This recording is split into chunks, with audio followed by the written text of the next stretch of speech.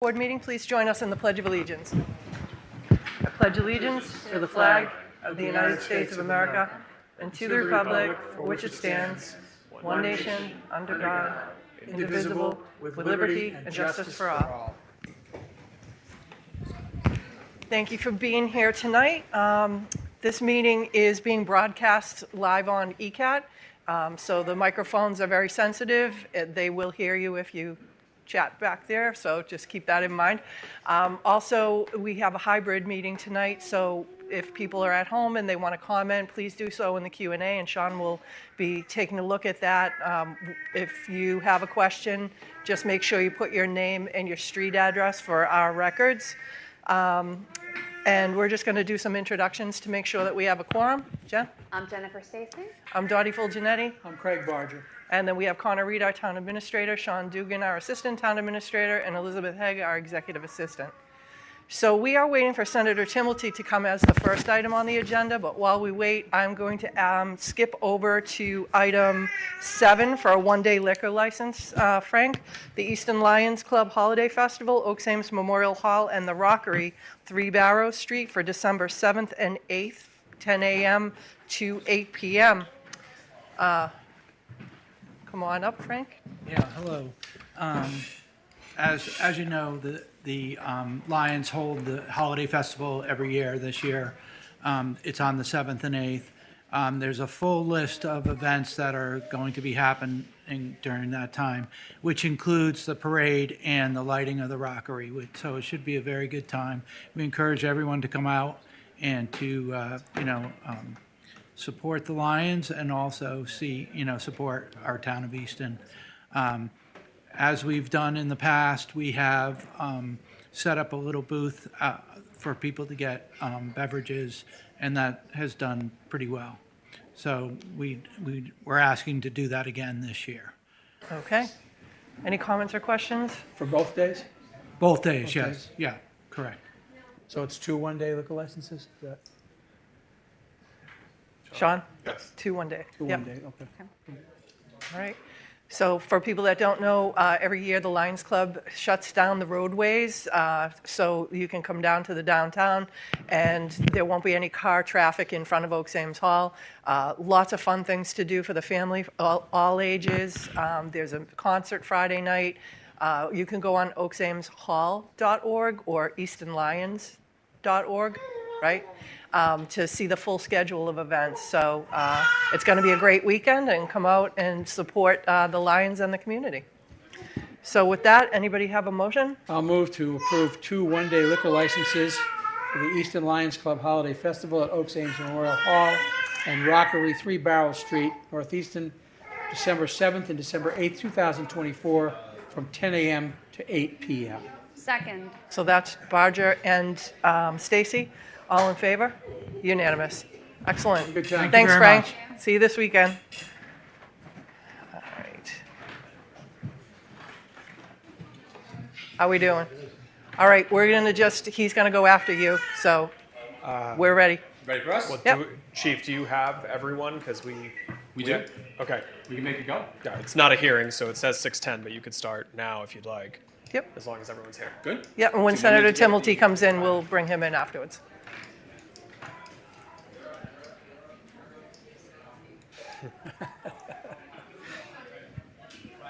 We don't waste any time, right, Craig? Right.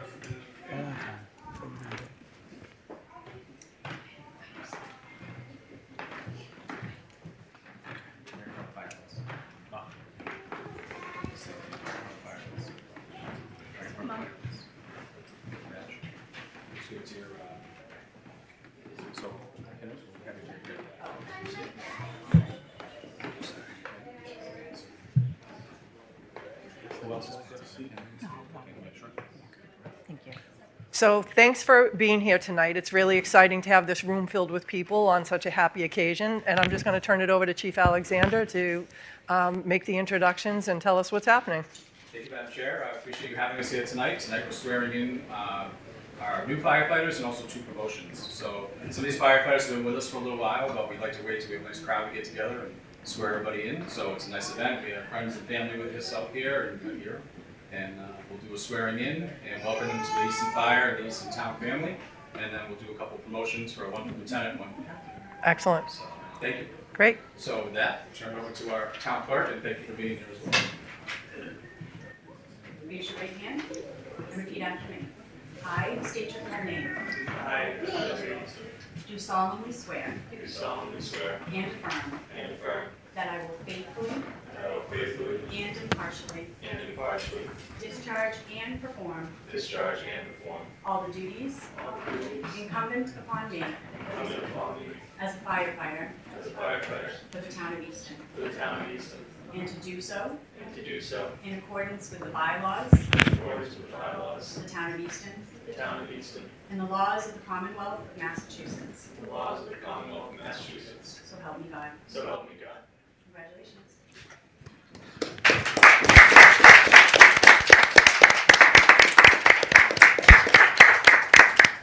So as a tradition is to get pinned. You have your pin badge placed on your uniform by a family member, loved one, or significant other, anybody you choose.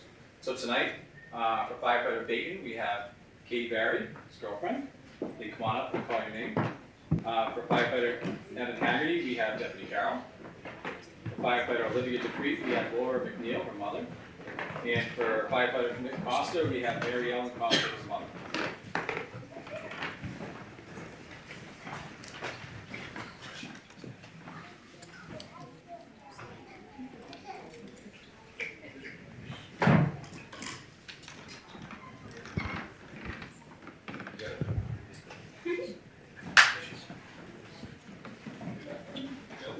So you want to turn with your loved ones, we'll take a quick picture. You stay and we'll take a quick picture. You want to look at the chief first, Well, one kind of just so we're not all looking in 6 directions. And if you'll indulge me for just a quick second. Great, thank you. All right.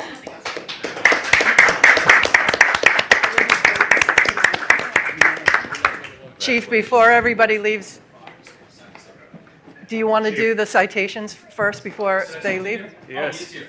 So- I didn't know he was here, I'm sorry. Come back, Olivia. Evan. You're up. Welcome. Thank you very much.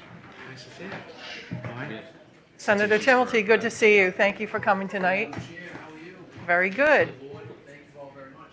I understand that you had some citations that you wanted to offer. I do, if that's okay with you. Sure, absolutely. And congratulations to all our promotees and of course our newly sworn in firefighters. It's a wonderful department that you're a part of, working for a great town. So without any further ado, Evan Haggerty. Evan, congratulations. Great work.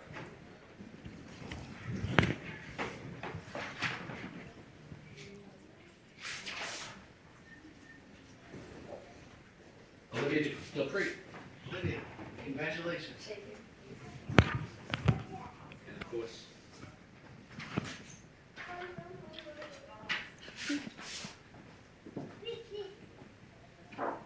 Nicholas Costa. Oh, Nicholas, congratulations. Thank you very much.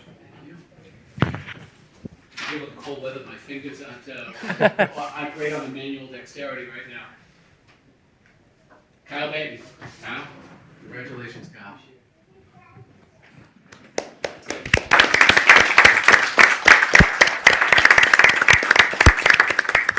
Now, these are citations from the state senate. They are official documents, so a wonderful achievement between being newly sworn in firefighters to a wonderful department, and I know we have promotees here tonight, that you're in the records forever. And obviously, you've joined the fire service in the Commonwealth of Massachusetts, which as a chair of public safety, I work with a lot of different fire departments. The Easton Fire Department enjoys a wonderful reputation for being just hands-on and just doing great work for the citizens of this town, which I know the select board are very proud of, and I compliment you for the leadership you've exhibited and demonstrated with your appointment as your chief, and chiefs and prior, and your promotees, and of course your newly sworn-in firefighters. It's a wonderful team, and it's a great reflection of the town government. So thank Great. you very much. Thank you. Thank you.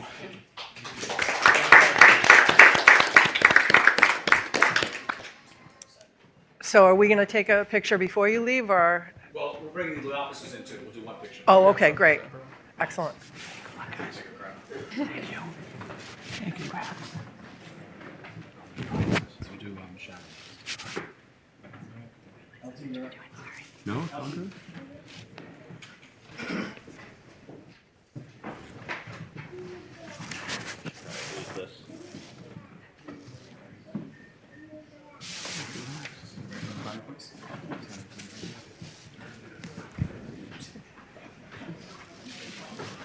Raise your right hand, repeat after me.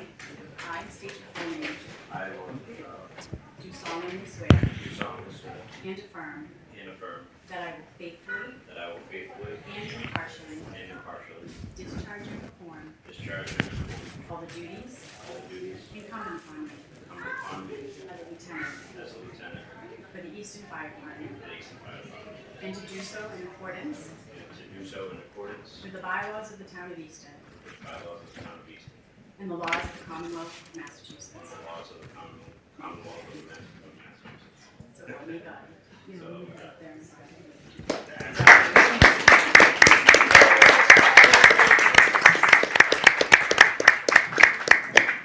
Lieutenant Machado will be pinned tonight by his wife, Tiana.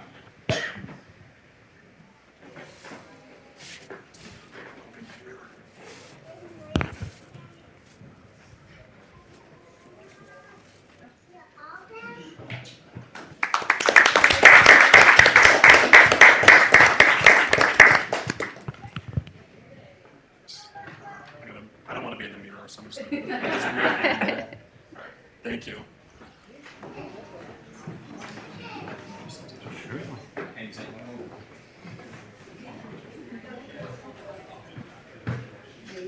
Congratulations, Lieutenant. This is a citation from the Massachusetts State Senate that I honoring you for your new promotion, Lieutenant. Obviously, it's a big moment in your life, and I know you've earned this with your wonderful performance as a firefighter here in the town of Easton. So congratulations. Thank you.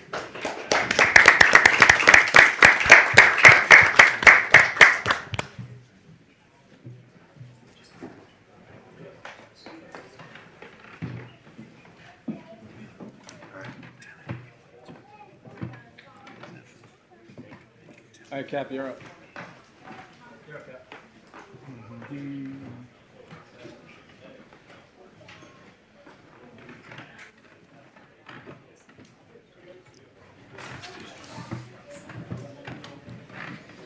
Will you go to Grandma? Raise your right hand and repeat after me.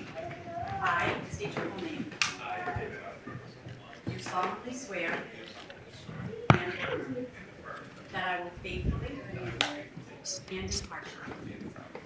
discharge and perform all the duties incumbent upon me as a captain for the Easton Fire Department, and to do so in accordance with the bylaws of the Town of Easton and the laws of the Commonwealth of Massachusetts.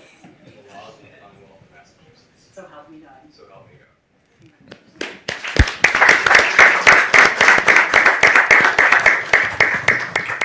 Captain Nicholson will be pinned tonight by his wife, Patty.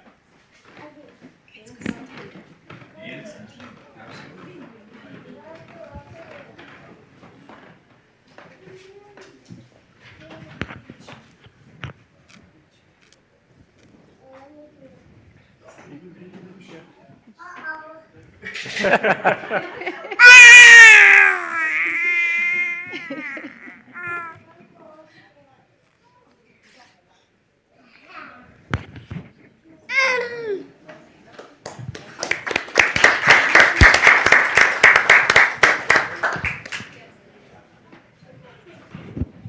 Get one more. Sure.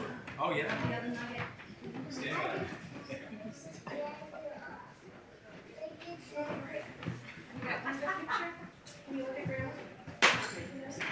A lot of babies in the Easton Fire Department, let me tell you.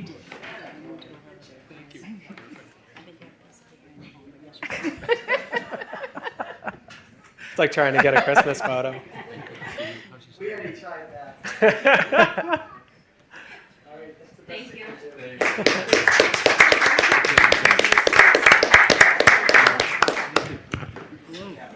Hey, please. Oh, I am. Captain, congratulations. I offered this citation in the state senate. Senate, honoring you for your promotion to captain, and I know you've earned this, both firefighter and lieutenant, in what is a great department. Congratulations. I appreciate it.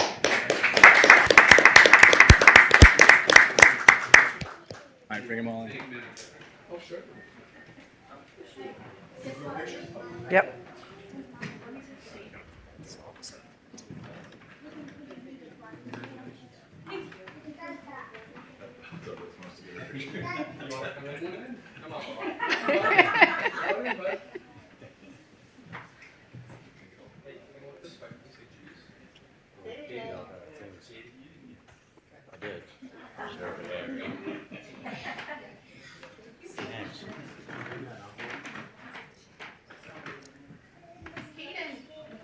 Over here, buddy.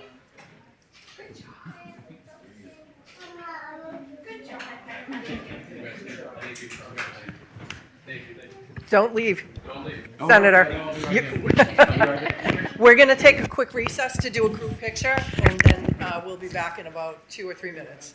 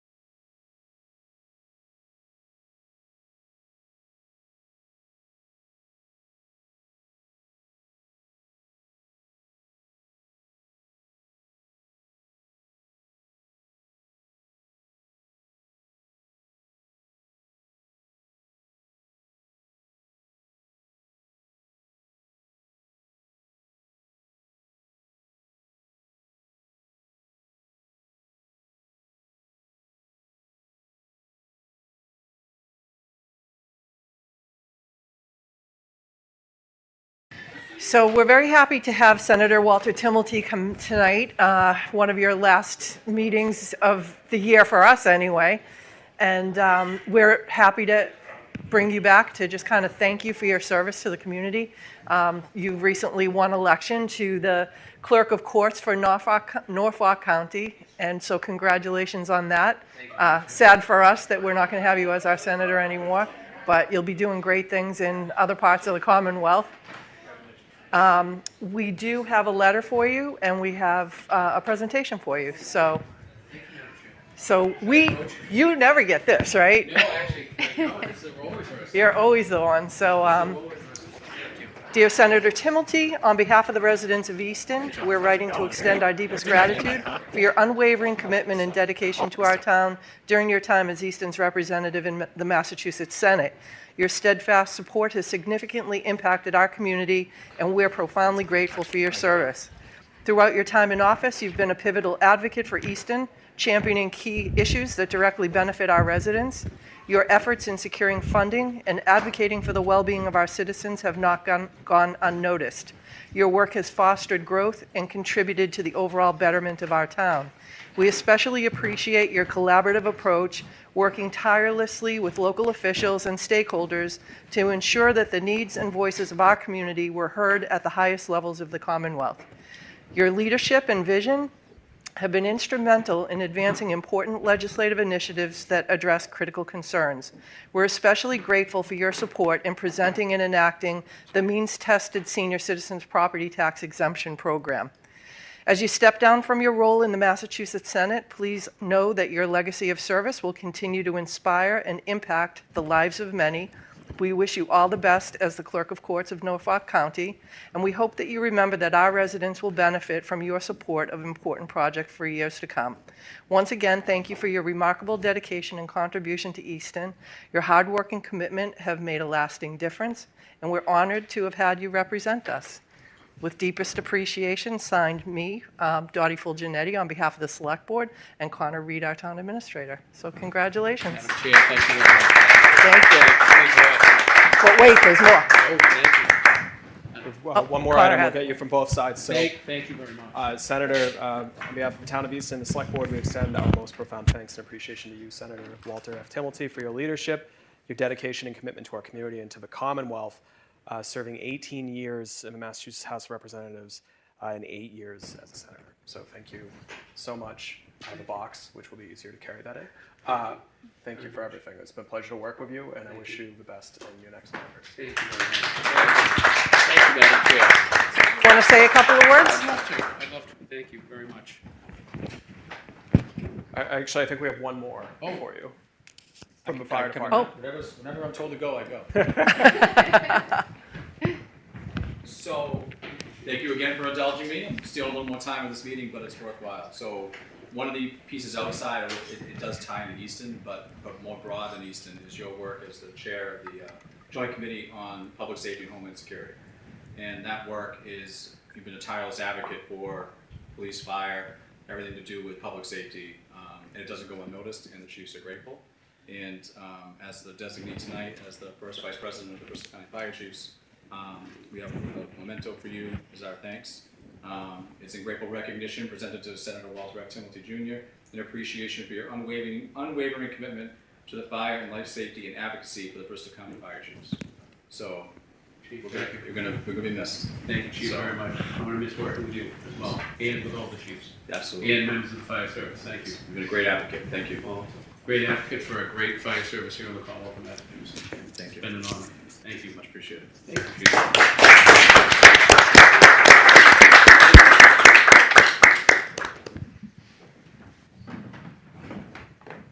Thank you. I will be very brief. I know you have very serious business tonight, as you do each and every meeting, and a long night ahead of you here in this holiday season for all of us. So thank you very much. Back when I served in the House of Reps, I had the privilege of serving with a great friend of this board, Representative Claire Cronin. And Rep. Cronin told me when I was about to be sworn in as the state senator for Easton, and at the time 9 other towns, that I would love working for the town of Easton, as of course Rep. Cronin had.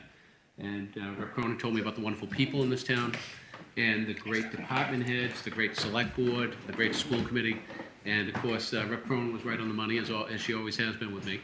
And I've thoroughly enjoyed working for the people of this town. It has been a privilege. And I've thoroughly enjoyed working for this board and with this board over the years, and with each and every one of your department heads. You've had some great department heads, and still to this day have a great team of department heads. And that's a wonderful credit to this board. And the people in this town, as we all know, are A+. They try very hard. They love their community. They love their country. And they just want to help out their fellow neighbor. And it's just been my privilege and my honor to work for this town. And I will be, as we mentioned, going on to a new role. I will still be an elected official, and I'll still be working for the citizens of the Commonwealth.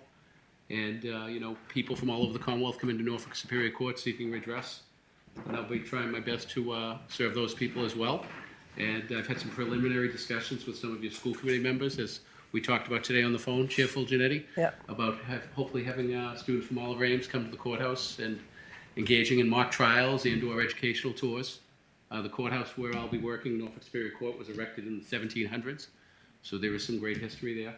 And I will still be in this town an awful lot. I've made, I'd like to think, a whole host of friends, and so I'll be here in an unofficial capacity, and I look forward to working with you folks down the road in some other capacity. But I have mixed emotions. I am excited about my new role. I will be succeeding my father, which excites me, and but I've loved what I've done for 8 years, serving in the state senate and the 18 before it in the legislature. And this town, it's been just wonderful to work for, and it's been great to work with you folks. And I see we have a director of the DPW in the back. Director, it's been great working with you. And all your department heads and this board's been terrific. So thank you very much. I really appreciate it. And I hope that everybody has a wonderful Hanukkah and a very Merry Christmas and a Happy New Year. And thank you all very much. Thank you, Senator. Thank you. Best And wishes. Best wishes, and of course, we'll keep working. I have about, let me see, January 1st, my term will elapse. And I'm just trying to finish up real strong for the people of this town and every town that I represent. So thank you all very much. Excellent. Thanks for making time for us tonight. Thank you, Ms. Stacy, Madam Chair, Mr. Barger, Connor, and the whole team here. It's a great team. Thank you so much. Thank you. Have a great night. Thank you You all. too. Bye-bye.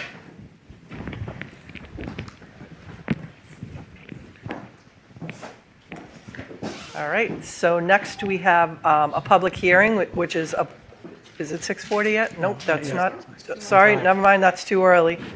How about discussion and vote on contract PCD 2025-04 Sign Design Incorporated, wayfinding signs for conservation property? Stephanie? I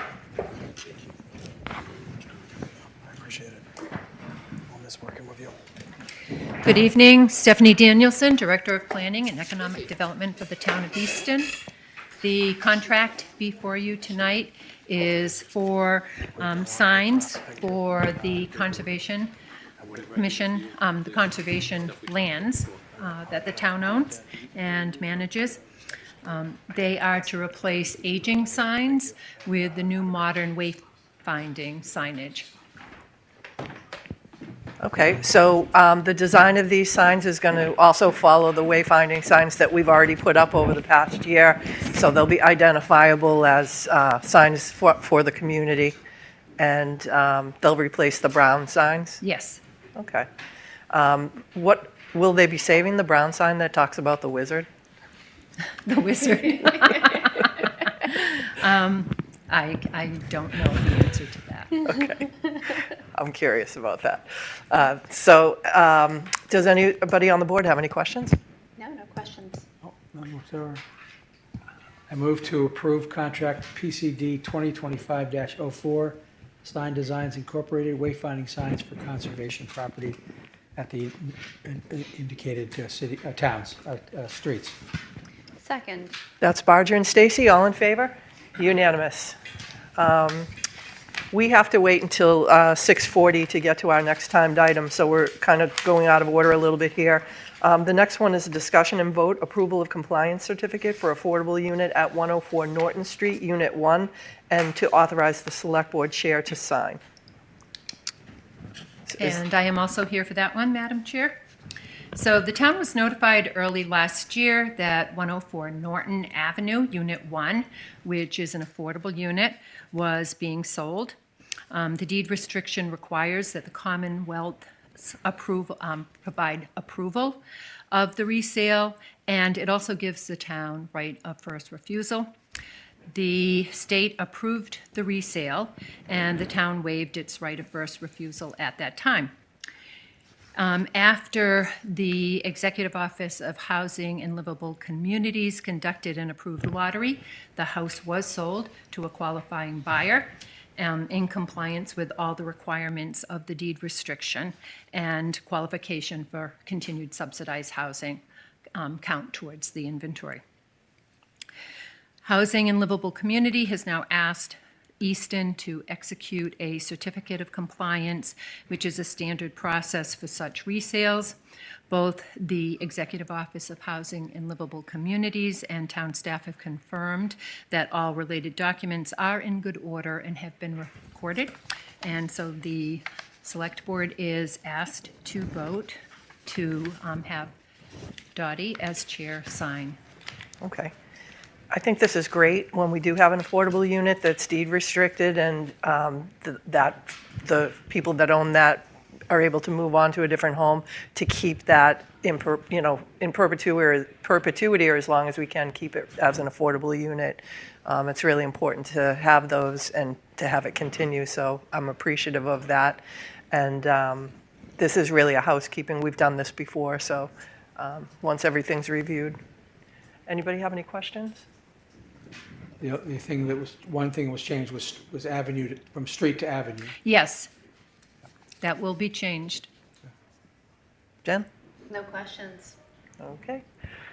So I move to approve the compliance certificate for the affordable unit at 104 Norton Avenue, Unit 1, and authorize the Select Board Chair to sign. Second. That's Barbara and Stacy. All in favor? Unanimous. Excellent. Thank you, Stephanie. Thank you. All right.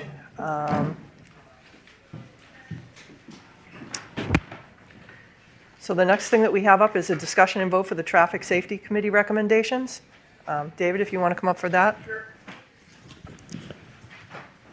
So this is regarding the installation of a stop sign on South Street at Old Forge Lane and installation of stop signs on Heritage Drive at Summer Street and Kimberly Drive at Summer Street. So thanks for being here tonight, David. Thank you. So we received two different requests from residents for stop signs on South Street. There's a request for an always stop. We did take a look at it. Prior to construction of Old Forge Lane, South Street was a through street with a 90-degree turn.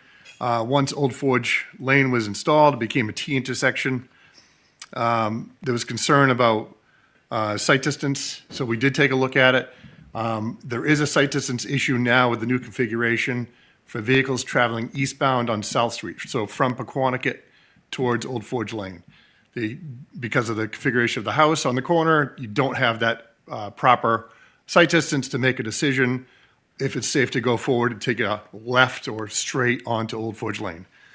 So after review, we are recommending that we put a stop sign on the northbound approach of South Street and remove the existing stop sign from Old Forge Lane, basically creating a T intersection with one stop on the northbound approach. Okay. So how do you come to the decision of taking out the first stop sign, and what factors into that? Yes, so the MUTCD is what we have to go by. It's the manual for uniform traffic control devices.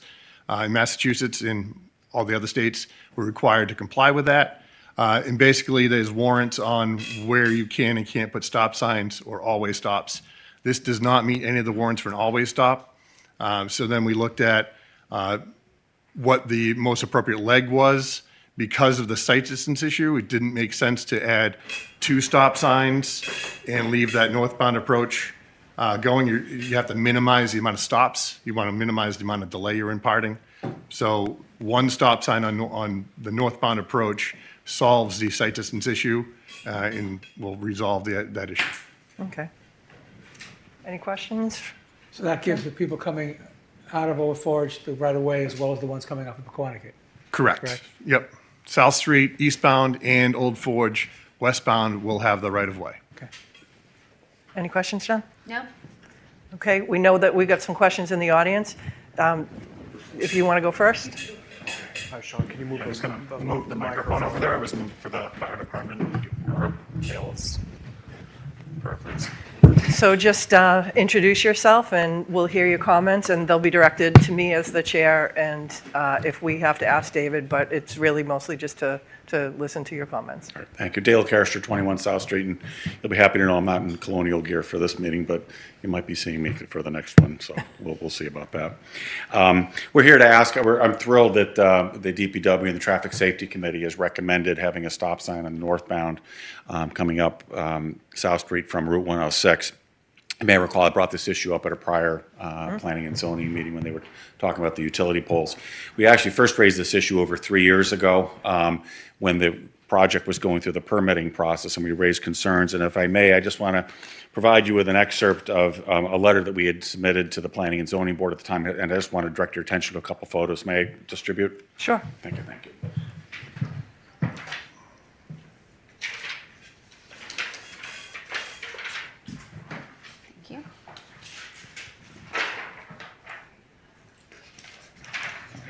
Thank you. Thank you.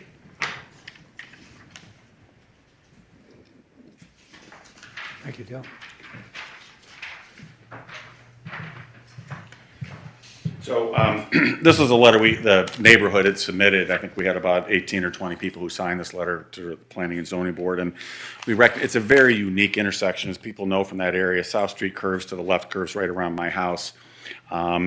And what had been the driveway to the Buckley's house is now Old Forge Lane. So now as you're approaching from Pequonnet on South Street, it looks like it's a straight shot. And nobody knows this intersection better than myself. I've been here since 1993. I have my home office there right at the corner there. I'm looking out literally as I'm doing my work at that intersection. There's an extraordinary amount of confusion from drivers who are coming around. More importantly, there are already about 15 neighborhood kids in the area. We do not have sidewalks. I'm extraordinarily concerned about the safety of those kids. We're thrilled that the Traffic Safety Committee has recommended putting in a stop sign, but we'd very much like to keep the existing stop sign exiting from Old Forge for a variety of reasons. First, for safety, numerous of the children go to catch the bus on South Street and Pequonnet, who go right by that area. There is no other area for the kids, given that there are no sidewalks. So there's a congregation of kids on scooters and bikes right around that area. And the concern we have is if there's no stop sign, folks coming out of Old Forge, whether it be delivery drivers or otherwise, it's going to be a speedway. They're going to be heading right out. And you'll hear also from the Wilsons, their driveway is immediately impacted. If you look at the diagram on the left, you'll see that the problem is with the traffic turning and so forth. The yellow area is the access for the Wilsons driveway, and there's not a clear sight line coming from there, so we're very concerned about and the Wilsons can tell you about this personally, but they've already had issues even with the stop sign there about their own safety and just taking their dog out for a walk and so forth. So we're hopeful that the select board will give serious consideration to maintaining the stop sign that exists already on Old Forge. And I would also note it was a condition of the special permit from the Planning and Zoning Board because of the concerns we had raised. Rather than the applicant or the Planning and Zoning Board having the entrance to be at a different spot, which presumably would have meant that the developer would not have been able to develop those particular two lots right across from my house, but which would have been a far safer ingress and egress.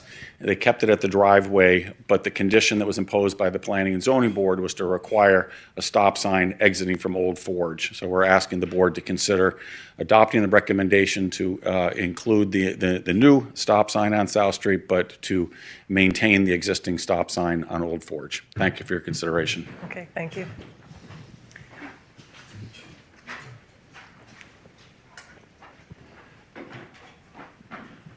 Good evening, everyone.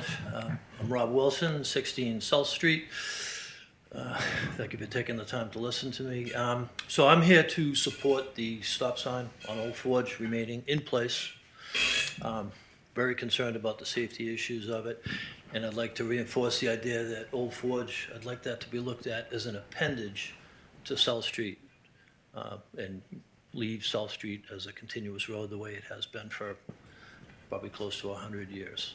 Okay, so so my driveway is ground zero for this confusing little intersection, right? Somewhat of a blind driveway coming from Old Forge. Cars coming out, people tend to look more to their left than they do to their right, and my driveway is just right there. So the other thing that my wife, myself, my kids have reconfigured how we enter our driveway and exit, so that when we're leaving, we're driving out nose first, right? So we used to be able to put 4 cars in our driveway. Now we can only put 3 in there. So we've done everything we can to think this through and make it as workable as possible. And that's all fine for the three of us that are living in the house now. One of my major concerns too is, you're gonna have friends and guests pulling in, and they're gonna pull right into the open driveway in front of the garage because we're parking over to the right so we can turn around and drive out. My concern obviously is these people, sooner or later, we're gonna forget to remind them to be careful backing out, and it's an obvious safety risk. So that's my story. The residents in Old Forge have been great, very considerate, but, there's gonna be days where people are late, picking up their kids, late for work, distracted, whatever, and it really is an accident waiting to happen. So I appreciate your support. Thank you. Thank you. Thank you.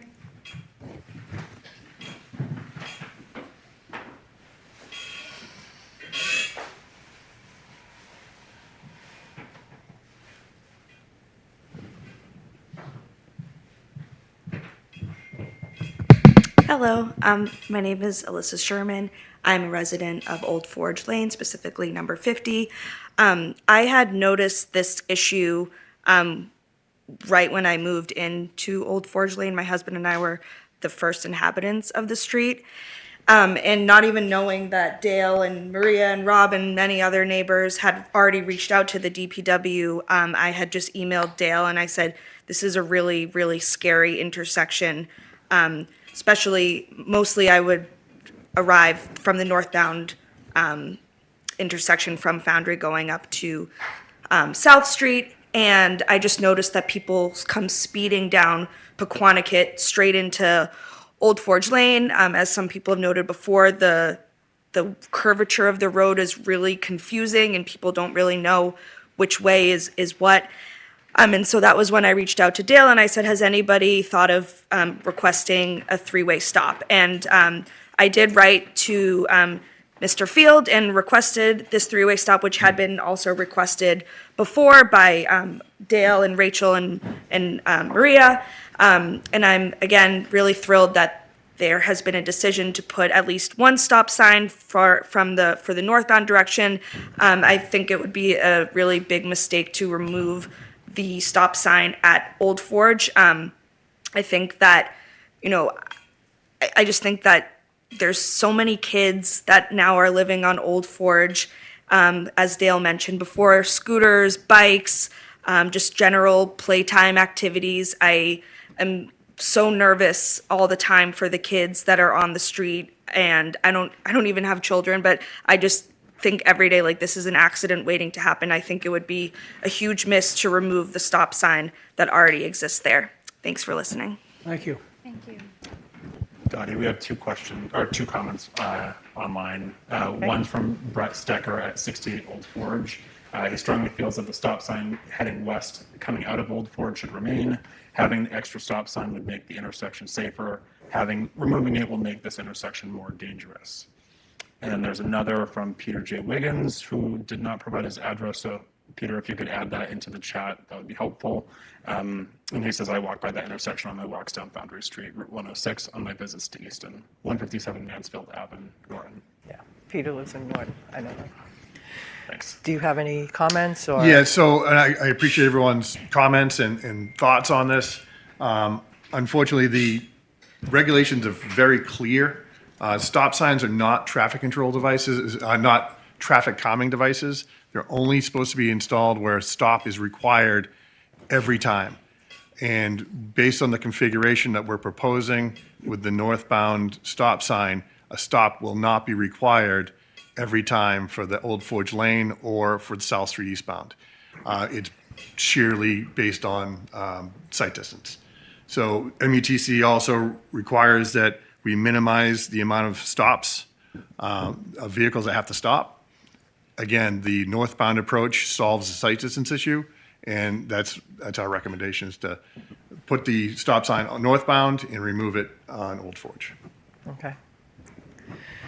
So the referral that David's making is the MUTC, which is the guide that they're required to follow. It's very detailed. It talks about the number of trips, the number of accidents, things like that. That's how they have to make the decisions. And I think, David's a professional. He's done this for a long time. He's done a great job in our town. and I'm going to respect what he and the traffic committee has come up with. If there turns out to be more problems than that, let us know. We can revisit it, but for now, I would support what you're recommending. Jen, Craig? I don't know that we have any other flexibility if that's the statute that we have to follow. Yes, the only other aspect is engineering judgment. And in my 27 years of professional engineering, I don't see this. I completely understand everyone's concern about accidents, things like that. There is no accident history at this location. I looked in the last 10 years, with 0 accidents. I know it's different configuration now. This is a very similar configuration that exists in many of the residential roads throughout the town right now. Jen? No, no other comment, just that folks can continue to provide information should anything change given the circumstances. Yep. Okay. All right. Craig? I agree. Want to make a motion? So I move that we follow the recommendations of the DPW to place a sign on the northbound side of South Street and remove the one coming out of Old Forge Lane. Second. So that's Bodger and Stacy. All in favor? Unanimous. All right, and the next one, David, is stop signs on Heritage Drive south, westernmost at Summer Street, and Kimberly Drive north at Summer Street. Yes. So again, this was I apologize. This was another resident request. And when we looked at it, this is a intersection that has no traffic control devices. Most of our minor roads intersecting a major road do not have stop signs.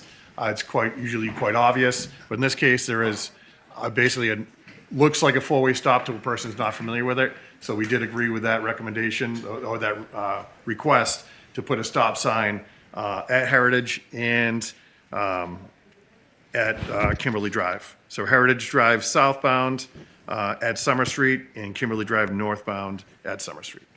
Okay. Is there anyone here that is asking about this one? All right.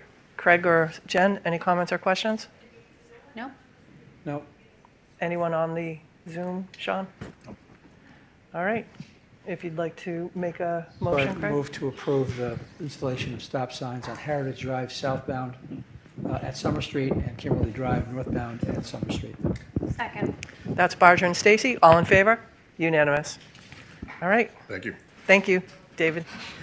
All right, now we are going to go to our timed public hearing for the poll petition for Massachusetts Electric, doing business as National Grid and Verizon New England, Plan 309700566 at Foundry Street and Pequannock Ave, and Craig will read the public hearing notice. Select Board of Easton as licensing authorities pursuant to Mass General Law, Chapter 166, Section 22, will hold a public hearing in the Colleen A. Corona Boardroom, 136 Elm Street, Easton, Mass., on Monday, December 2nd, 2024, at 6:40 p.m. to consider and act on a petition, Massachusetts Electric Company doing business as National Grid and Verizon New England, to install one JO pole on Foundry Street, remove one JO pole on Foundry Street, beginning at a point approximately 0 feet east of the center line of the intersection of Foundry Street.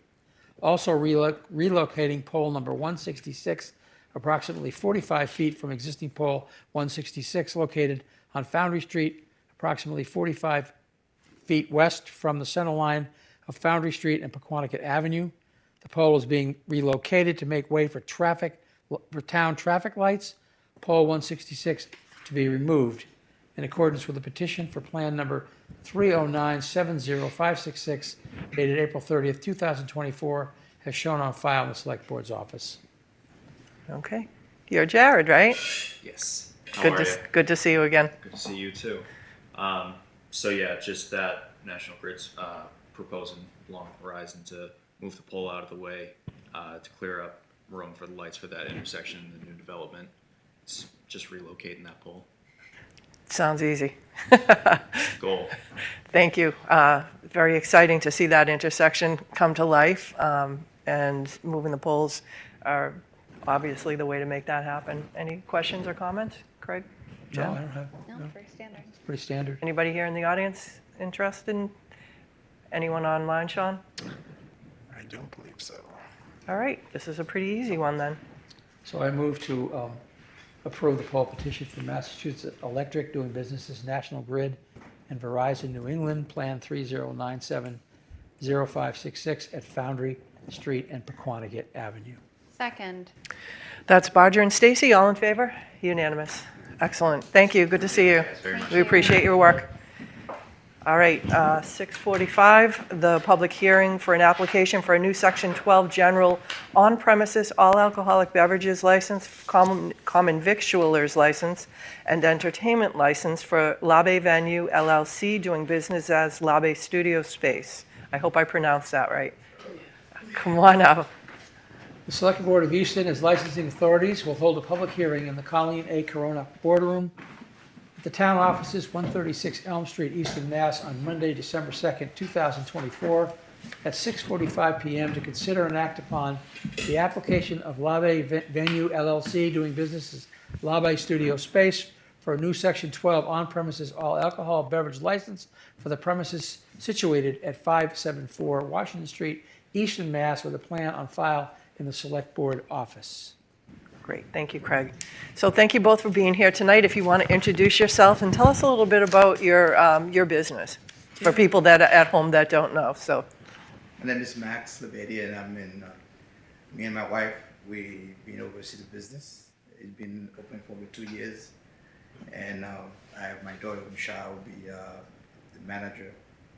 To oversee the part of the license business. My name is Machara Labadi. As my dad mentioned, we've been open for 2 years now, and it's a general event space to host a variety of different types of events, from weddings, birthday parties, baptisms, you name it. We've hosted different conferences there as well. Yeah. it's a great area, lots of good parking. Yes, lots of good parking, really good just on Main Street traffic, on Washington Street definitely. So, and that plaza, there's a lot of things being brought to that plaza as well. So it's nice to see new businesses popping up next to it. Well, I remember when you first moved in, and I think you were aspiring to get the liquor license and the common victualler license as you grew the business. So that's a good sign. It must mean business is good. Yes. And we're happy to hear that, and we're excited that you continue to do business in Easton. So we value your business, and being a great group to work with in our town. Thank you. Craig, do you have any questions? No, I just want to make sure that there are certain things that need to happen before you can get the actual license. Mhm. You understand that excise taxes, et cetera? Yes. Okay, all right. I reached out to the applicant. I emailed you last week about a couple of outstanding items that'll need to be resolved before we can issue the license. So I just recommend that the application, if approved, is contingent on satisfying those requirements and payment of the fee. Okay.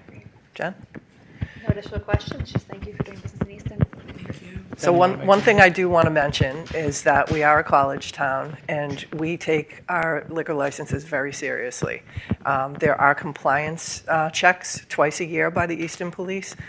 They will want to make sure that people are not underage partaking in alcohol at any of our establishments. We don't want anyone to get hurt, so we want to make sure that you're very aware of that in your functions, to make sure that even if young people are there with their parents, they can't be served. And we do not want to see you back here again because of a liquor violation. It's not good for us, it's not good for you.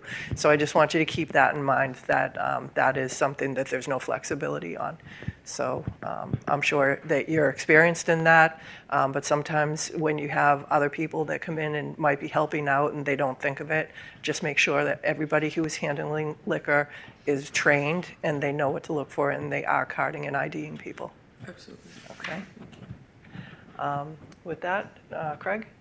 So I move to approve the application for a new Section 12 general on-premises all alcohol beverage license, common victualers license, and entertainment license for Labe Venue LLC, doing business as Labe Studio Space, 574 Washington Street, Easton, Mass., contingent upon the successful completion of all of the outstanding issues that need to be addressed.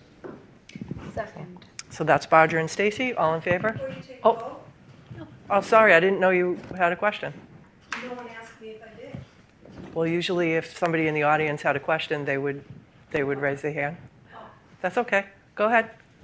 microphone, please. Can you go to the microphone? We would like you to go to the microphone so that it can be picked up by our local cable. You You're are. in. This whole room is filmed.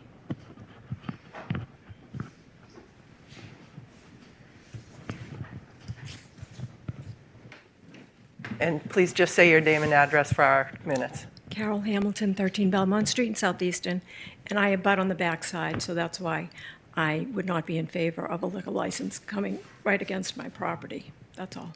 Has there been any issues to date? Well, no, they didn't have a liquor license. Yeah. Okay, thank you. All right, Craig? I already made the motion. All right, can you just? Make it again? Yeah, make it again. Okay. Sorry.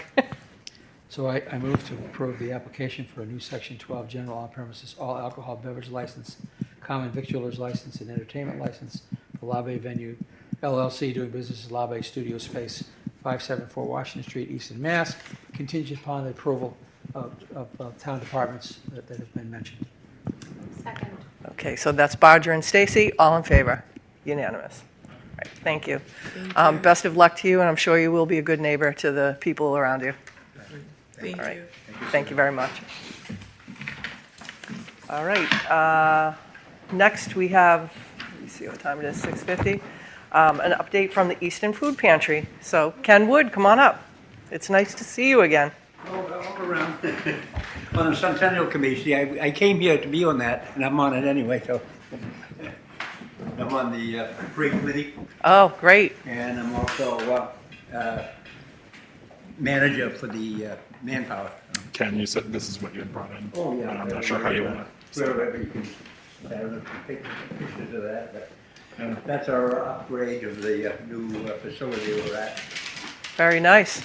So lots gone on because we haven't been to see you during the all the COVID and all of that stuff. So right now we're 48 years of the Easton Food Pantry, believe it or not. Time's gone by fast. And I want to thank you for inviting me this evening so to kind of fill you in on the different things that are going on. Of course, our new location now is 604 Foundry Street at the Fellowship Church, and we're very happy that they've taken us on, and they've given us rooms inside and an office space, and all we do is pay for electricity for all our vehicles and all our refrigeration, so we're thankful for them. Pantry right now, our times are still the same. It's from 11:30 to 3 o'clock on Mondays, and we do still put them in the cars. We've got, for Thanksgiving this year, we had the largest crowd we've ever had, over 150, 160 families. Wow. We used to deliver in delivery with our van around 26 families. Now it's 36 to 37 families.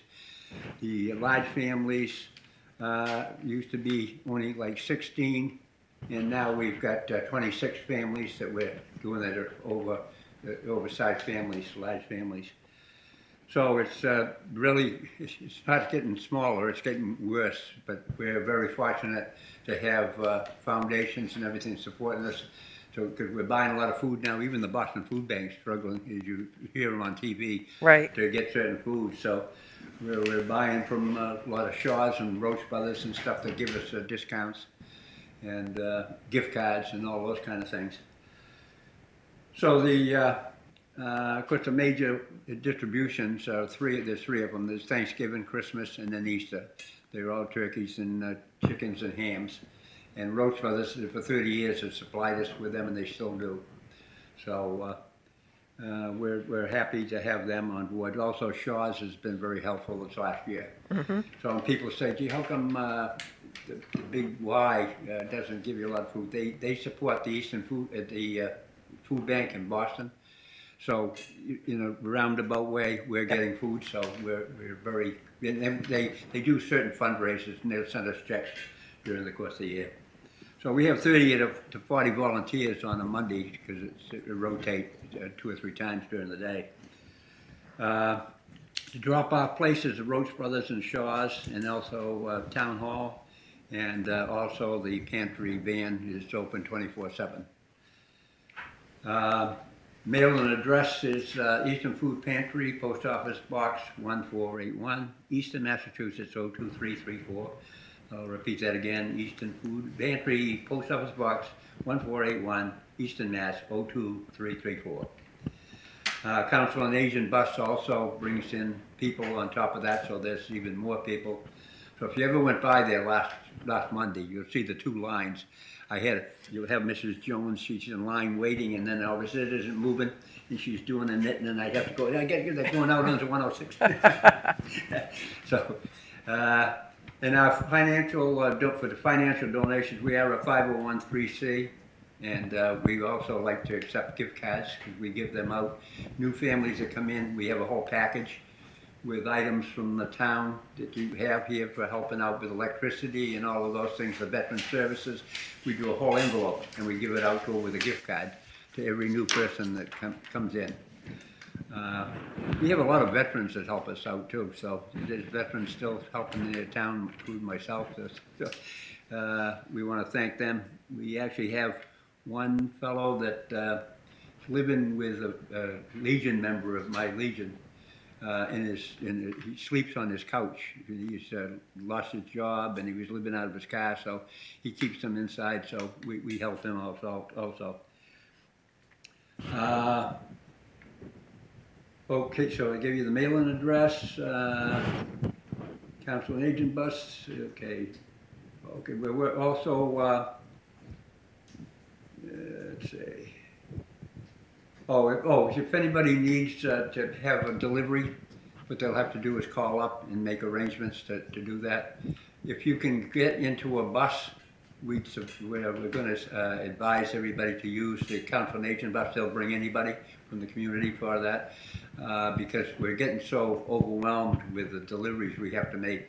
Now it's getting kind of rough to do that, you know. So if they want to call for any of the help, it's 508-333-6284.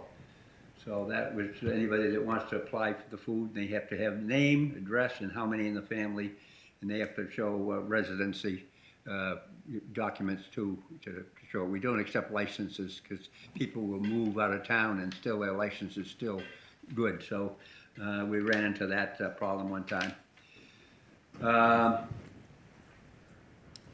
We had the Halloween parade again this year. Actually, we hosted the 400th anniversary group that they have a booth up there, so they sold some stuff there too. We're working very close with them. We're going to be supplying our refrigeration truck to the different events that are going to be up at the high school where they need to have food under refrigeration. So our food pantry will supply them with the truck, so they won't have to go out and rent one of those. Let's see. We also still do presentations for groups and churches and organizations that want to come in and look around the food pantry and see what we got to offer down there for them. So, but it says this past Monday we broke the record, 160 families, and there was 2 lines of cars in the parking lot just off of 106. And van deliveries were up 24 to 25 to 36 to 38. Council and agent bus brings in all to be relocated. So, are there any questions? Ken, you mentioned the delivery issues. Do you need more volunteers who can make deliveries, or? No, because we do it in the van. You do it in the van, okay. Yeah. And you'll notice our van now, it's got letters on the side of it, if you see it. We do that personally because we go into neighborhoods where people brothers keep it as the same thing. It doesn't say my brother's keeper on the side. So we've changed, you'll see on the van, it says Easton Food, EFB. So people, they might be in a neighborhood where they don't want their neighbors to realize what that van is coming in. That's so very we try thoughtful. to make it very confidential. Nothing is passed on to anybody else between them. And we're actually new things now with technology. Telephones, Spanish speaking. You're doing it with your cell phone to communicate with the Google people. Translate, yeah. So Ken, I am so impressed. Yeah. Yeah. It's out of my range. So, yeah, is there any other questions at all? But we want to thank the town and all the residents of Easton. And right now, we're starting to get a lot of people making donations at the end of the year. Yeah. And that's a real big help to us. We get foundations from all over the United States. Because my daughter does Facebook, and we've taken out that Facebook where it goes to all around the country thing. We get them from California and Arizona, and but food to give out to food pantries. So we've been very fortunate. It's helped us get with trucks and all of that stuff. So it's got to be a big. We actually have a transportation chairman now, so he handles just transportation. There's a lot of work. Yeah. There's registrations and inspections and all that goes with it. So he handles all that kind of thing. For folks looking to make a financial donation, is a check mailed the best method for that? Or do you have a donation option on the website, or what is the? That one, what I had it on here. The address you mentioned earlier is the, and a check is best? Yeah. Okay. So that would be the best thing, and some people like to give out gift cards, and if you want to give out gift cards, don't make them real big. We say $20 or $25 gift cards, so that we can, it gives them a chance to get ahead. We give them out around the holidays, so like today we weren't open. So they had a lot of food given to them, so they had enough to carry them through with the gift cards. And you're still looking for service groups to do the donation Well, drives, right now, or is it kind of? We're just overwhelmed with the people Okay. that are coming in right now, but we'll keep in touch Probably with in the everybody. spring We'll again. put it on Facebook if all of a sudden we get manpower, but we got a list now of about 30, 40 people, so. Oh, good. So we keep in touch with them to let them know, Excellent. Can you give us that P.O. box again one more time? It's a P.O. Box 1481, it's Easton Food Pantry, Post Office Box 1481, Easton, Mass. 02334. Great. And that's on the website as well. No, let's see here. I got all kinds of things I got written down here. I think it's on the website. It is on the website, okay. You got the website there? Yeah. Good. Okay. And you could also donate on the website electronically. Okay, that's what I was wondering. So last time I went, there wasn't. That must Yeah, be a it newer. looks like you have a new website. Looks great. Awesome. So Ken, I love the backdrop that you brought. Like I said, the first time you bought props, but I think it's important to also mention that a lot of food pantries, they're looking for, you have on there soups, vegetable, pasta sauce, beans, tuna, and cereal. So non-perishables, but you also have partnerships with Stonehill College and Langwater Farm where you are able to distribute fresh produce, which is super important to be able to keep people healthy. So I want to give a shout out to them and also for you for having the vision to be able to make those connections.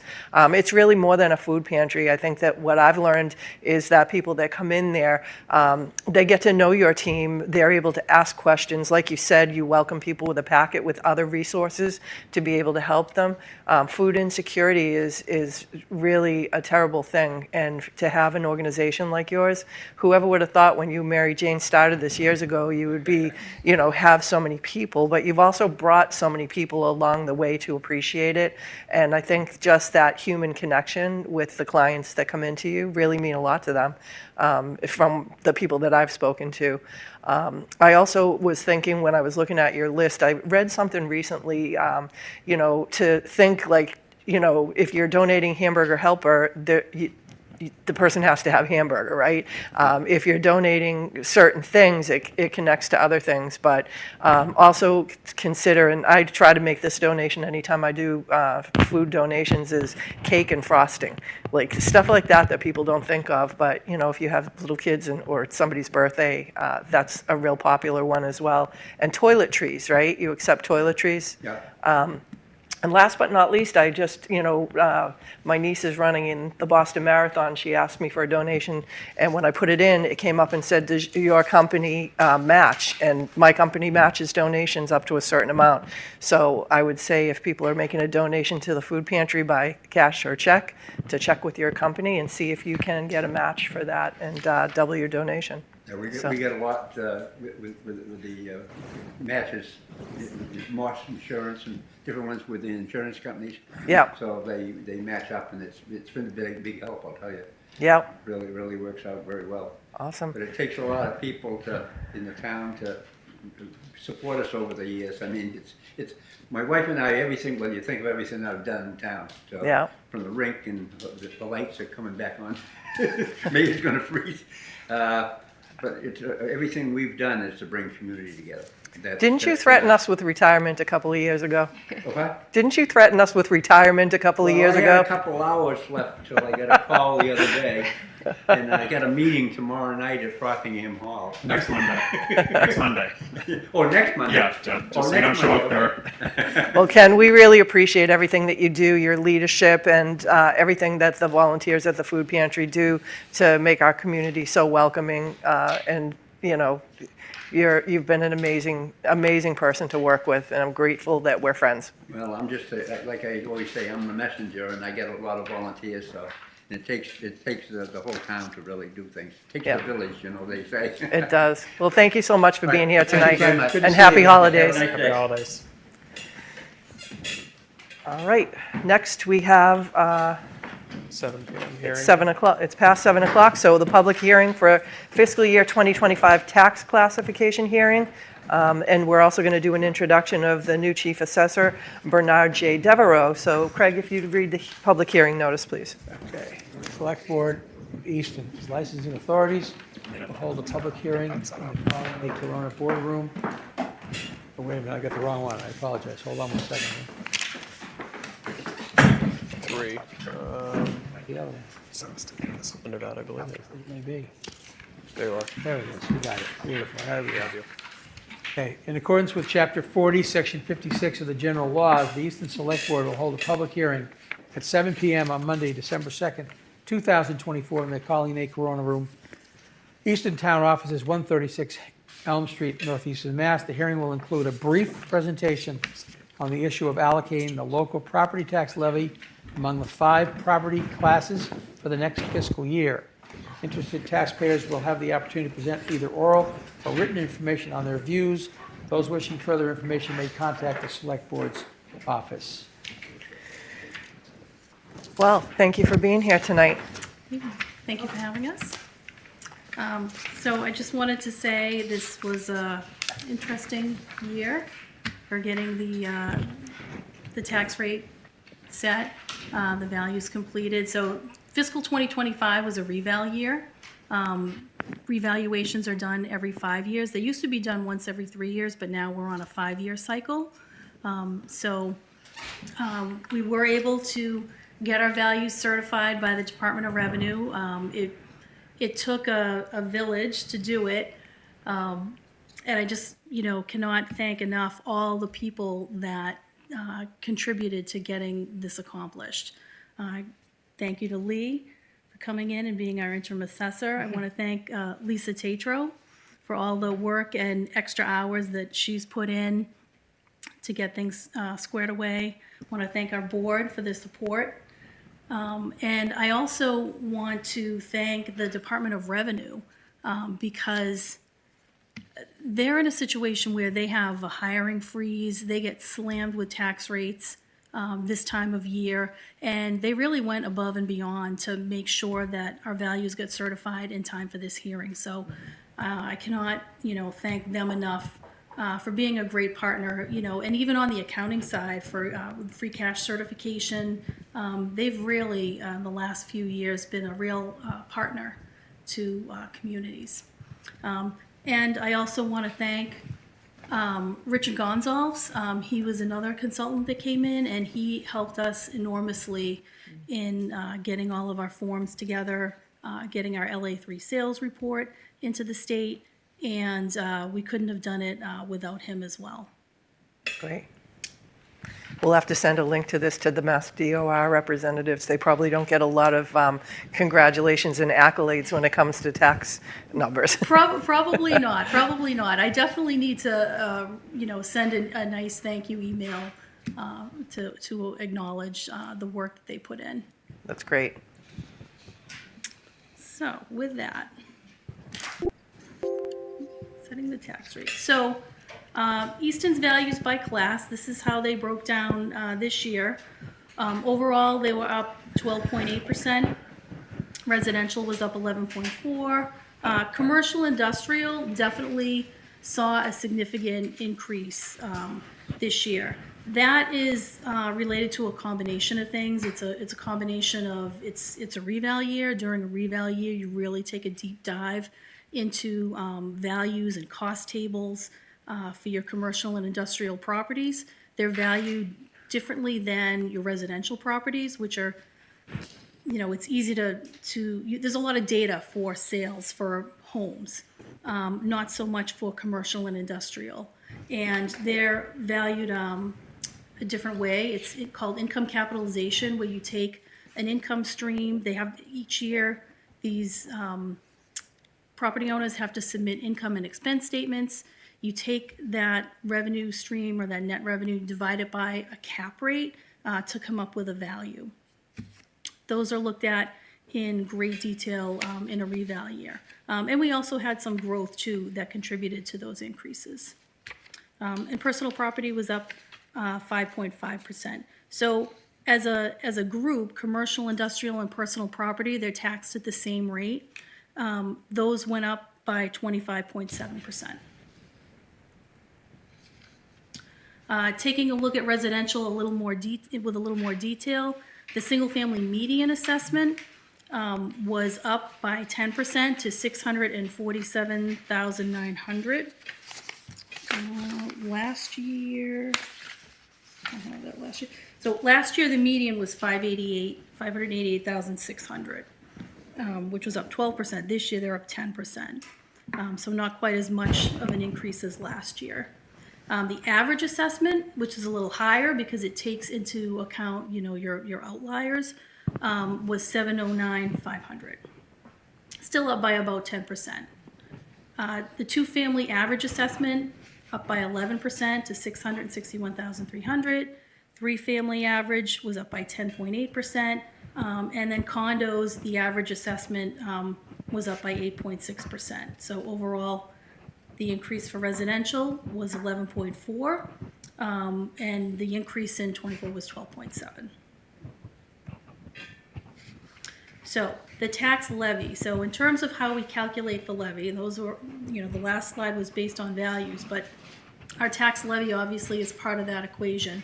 So we start by taking last year's levy limit.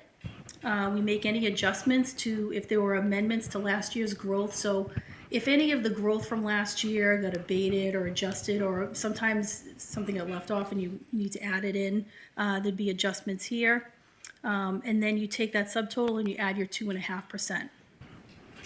On top of that, you add your new growth. And really happy to report that this year new growth was $1,507,000, which is up significantly. Last year growth was $653,874. So is that the highest we've? It seems to me like it's the highest I've ever seen.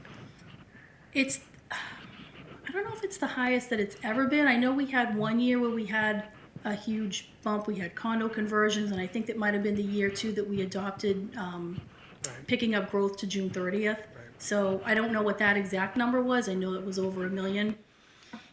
But we haven't seen this in a long time. In recent history, pre-COVID, there was a decent 3-year stretch. I believe it was fiscal 18, 19, and 20, where we were just over $1 million, and then I think in the mid-8s, and then hit just near $1 million again, and then COVID hit, and we really fell off closer to the 700 or 600 range, which is where we were at in the mid-2010s. And so this picking up again is obviously great news. It's very welcome news. Some of this is also a six-figure amount of this is also the expiration of the TIF agreement at Shovelworks, which is a major contributor to this. So that's new growth as far as our levy, but it's obviously growth from a development standpoint that's been here. But that's great news as well. So it is. Yeah. We have a tough budget coming in fiscal 26, so timing on this is great. But this is very good news, and it tracks with what we've seen with building permits just going aggressively up in the past couple of years. Right, and that's also helped our license and permit revenue as well. So you add your new growth, and then on top of that, so after you add the new growth, you have your maximum, your levy limit for 2025, and then you add your debt exclusion, which gives you your maximum allowable levy, 73,551,848. This is just a history of new growth and how it breaks down by the different categories. As you can see, residential growth was really high this year, and again, it has to do with the TIF expiring because that falls in the residential category. We also had some rental property, about almost 30 units that went from being rentals to condos. So that added a significant amount of growth value as well. We also had some growth in the industrial area. We had some new construction with some industrial condominiums, and then we also had some development on Turnpike Street.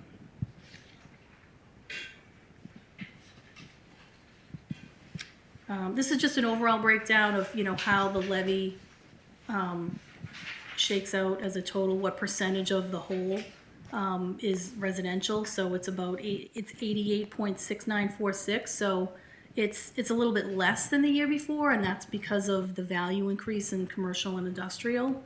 But we still are, largely residential. So moving on to tax shift options. So there's basically three things that we are looking for you to vote on tonight and recommend. The first one being the tax shift. The Board of Assessors and myself, we've looked at the numbers, and we are recommending adopting a shift of 1.15. This chart shows what the various tax rates would be based on those percentage shifts. So at 1.1, your tax rate for the residential would be 12.57 or 14 for the commercial. Now, currently, last year's rate was 13.35 for residential, and commercial was 16.40. So the rates are coming down. They're going to come down no matter what option that you choose. A single rate would be 12.73, and then these shifts. So 1.1 is basically taking 10% of that single tax rate and shifting that over to commercial, industrial, personal property, or 15% or 1.2. So last year we adopted a shift of 1.2. Given the significant increase in commercial and industrial, it would be my recommendation that we pull back just a little bit to the 1.15. And there's another slide that can further illustrate how that looks for the average or the median single family. So just to compare the tax bills, so if you look at the difference, so last year the median single family was 588.6. This year it's 647.9, so it's about 10% increase. Then you have a column that shows like what the tax bill was last year, what it would be at the various percentage increases. So at 1.15, you're basically, the average increase or the median increase is about 2.98%. If you kept it at the 1.2 where we're at now, then you're at 2.32%, but you're below like that 2.5%, increase that's even allowable. So if you go to the 1.15, then you're a little bit over that. And it's not such a big hit to the commercial and industrial tax base. Because at the 1.2, if we kept it for commercial, you'd be looking at about a 17% increase. This is based on if you take the overall average of commercial, industrial, personal property, which was a 25.7% increase, and you just apply that off of $1 million from last year. Wanted to give some comparison. I think in the past we've just used a straight $1 million, but if you factor in some increase there and you look at the combination of the change in the tax rates, if you kept it at the 1.2 where we're at, it'd be 17.10% increase. That seems kind of high considering the increase in values. So if we shift it back down to the 1.15, you're looking at more of like a 12.2% increase. Certainly that's higher than residential, but one thing to also keep in mind is that commercial values have been relatively flat since the last reval. We only adopted the shift in the last fiscal 23 was the first year that we even adopted a shift. So if you average it together, it's not so bad.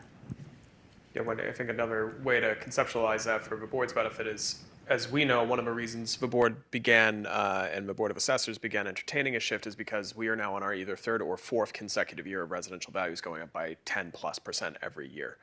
And so commercial values were more static or based on income streams that were locked in and tied to leases. And so as our tax rate has fallen every single year, what has happened is that there are some businesses where their tax bill actually might have been going down while residential values have grown 40+%. And so that's why you started moving that shift. So I think it's really important for anyone who's watching at home that that $1 million going to $1.25 million, that's a kind of crude estimate. That's not an actual commercial property. It's not like a median single family. But I think it's important to note that, when you do the recertification, this is capturing not only new growth, but also, a more appropriate market value that is reflective of worth of these properties. Well, the only way we're going to see tax bills go down is if our property values go down. So that's not good, either. I guess, I don't want to be a rain cloud, but they won't go down. Yeah. Even if your Well, that's what I mean. We don't want our property values to go down. That wouldn't be good. So, I think that the 1.15, makes sense. It's a delicate balance between, the burden on the residential and the commercial. We want to encourage businesses. We don't want to drive them away either. But I still think that we have the best value compared to the communities around us, from what I've seen as well. And I think that we get a lot of value from our property taxes for the services that we get. So. I agree. Okay. So at this point, we would ask that you, 1, vote the tax shift, and then 2, vote, we would recommend that you do not adopt a residential exemption. We can get into that after you vote the shift. And also voting to not recommend a small commercial exemption. Do we have either of those now? We don't have those, and they're not particularly common. The residential exemption is typically more common in communities like the Cape, where you have second homes that are rented out, and you're able to shift some of that tax burden from the people that live there to the people that have these second homes that they rent out. So why would we have to vote to not recommend if we don't have it now? Department of Revenue would like that vote taken. Okay. I think we have to put that in when we do the recap. Yeah. Next Okay. recap. Yeah, they ask if it has been voted. Okay. I don't remember doing that before, so. Yeah, I don't know that we have, but All right, that's fine. it should be voted. So yeah, I mean, that's not something that would be common here, and it's not just you get money off your taxes. You basically take that money, you have to shift it on to other people to pay even more than what they would be paying now under the proposed rates. Wendy, correct me if I'm wrong, it works not dissimilarly to the CPA exemption on a certain amount of dollar value, right? Where Lee is... Of value, yes. Well, you can But you don't base it- shift that. Yeah. To another, you don't make, somebody else doesn't pay that for you, basically, because That's you're fair. getting That's just a revenue that you don't collect. Okay, so that's different. But in this, you would just shift it. It's more akin to the split, right? Right, The levy is right. still the levy, Yep. and it has to be collected from somewhere. Exactly. But to confirm, so those 3 votes are: 1 is taking the shift from its current 1.2 and shifting it to 1.15. Or just voting the shift this year. Right, but so we're going from 1.2 to 1.15, and then item 2 and 3 are exactly what is the case today, and what has Exactly. been the case. Yes. Thank you. Wendy, can you go back to the slide before this? This one? Yeah, that's great. So we're looking at the difference between, if we stayed at 1.2, there's a savings on the average home of $183, or an increase of $183. Is that correct? That's correct. If you go to 1.15, it's 234. That's correct. That's the correct. And that's, obviously there's this fluctuation. So some properties are gonna go up more, some properties are gonna go up less. This is based on the median. Okay. So my concern is we've had for a number of years now is the Taxation Aid Committee to help people out. And now we're talking about going back and adding a little bit more than we would have if we kept it at 1.2 to folks in this town. Is there a rationale that you and the board came up with that, other than residential, rather than industrial and commercial, not wanting to go to 17% increase there versus 12%? Is that really why, the balance? It's a combination of things. Again, at the 1.2, you're looking at a 2.32% increase, which is pretty low. When you look at the difference between the two shifts for the residential, homeowner versus the commercial industrial, it's not even $100 versus like $600 for commercial. And that's based on $1 million. And we have properties that range from, tens of millions to several million. Mm-hmm. So I think it's also really important to note from the board that the shift is one of the few tools that the assessors and you have that, as if there is a downturn in the economy, right, and values, residential values are not going up 10% per year.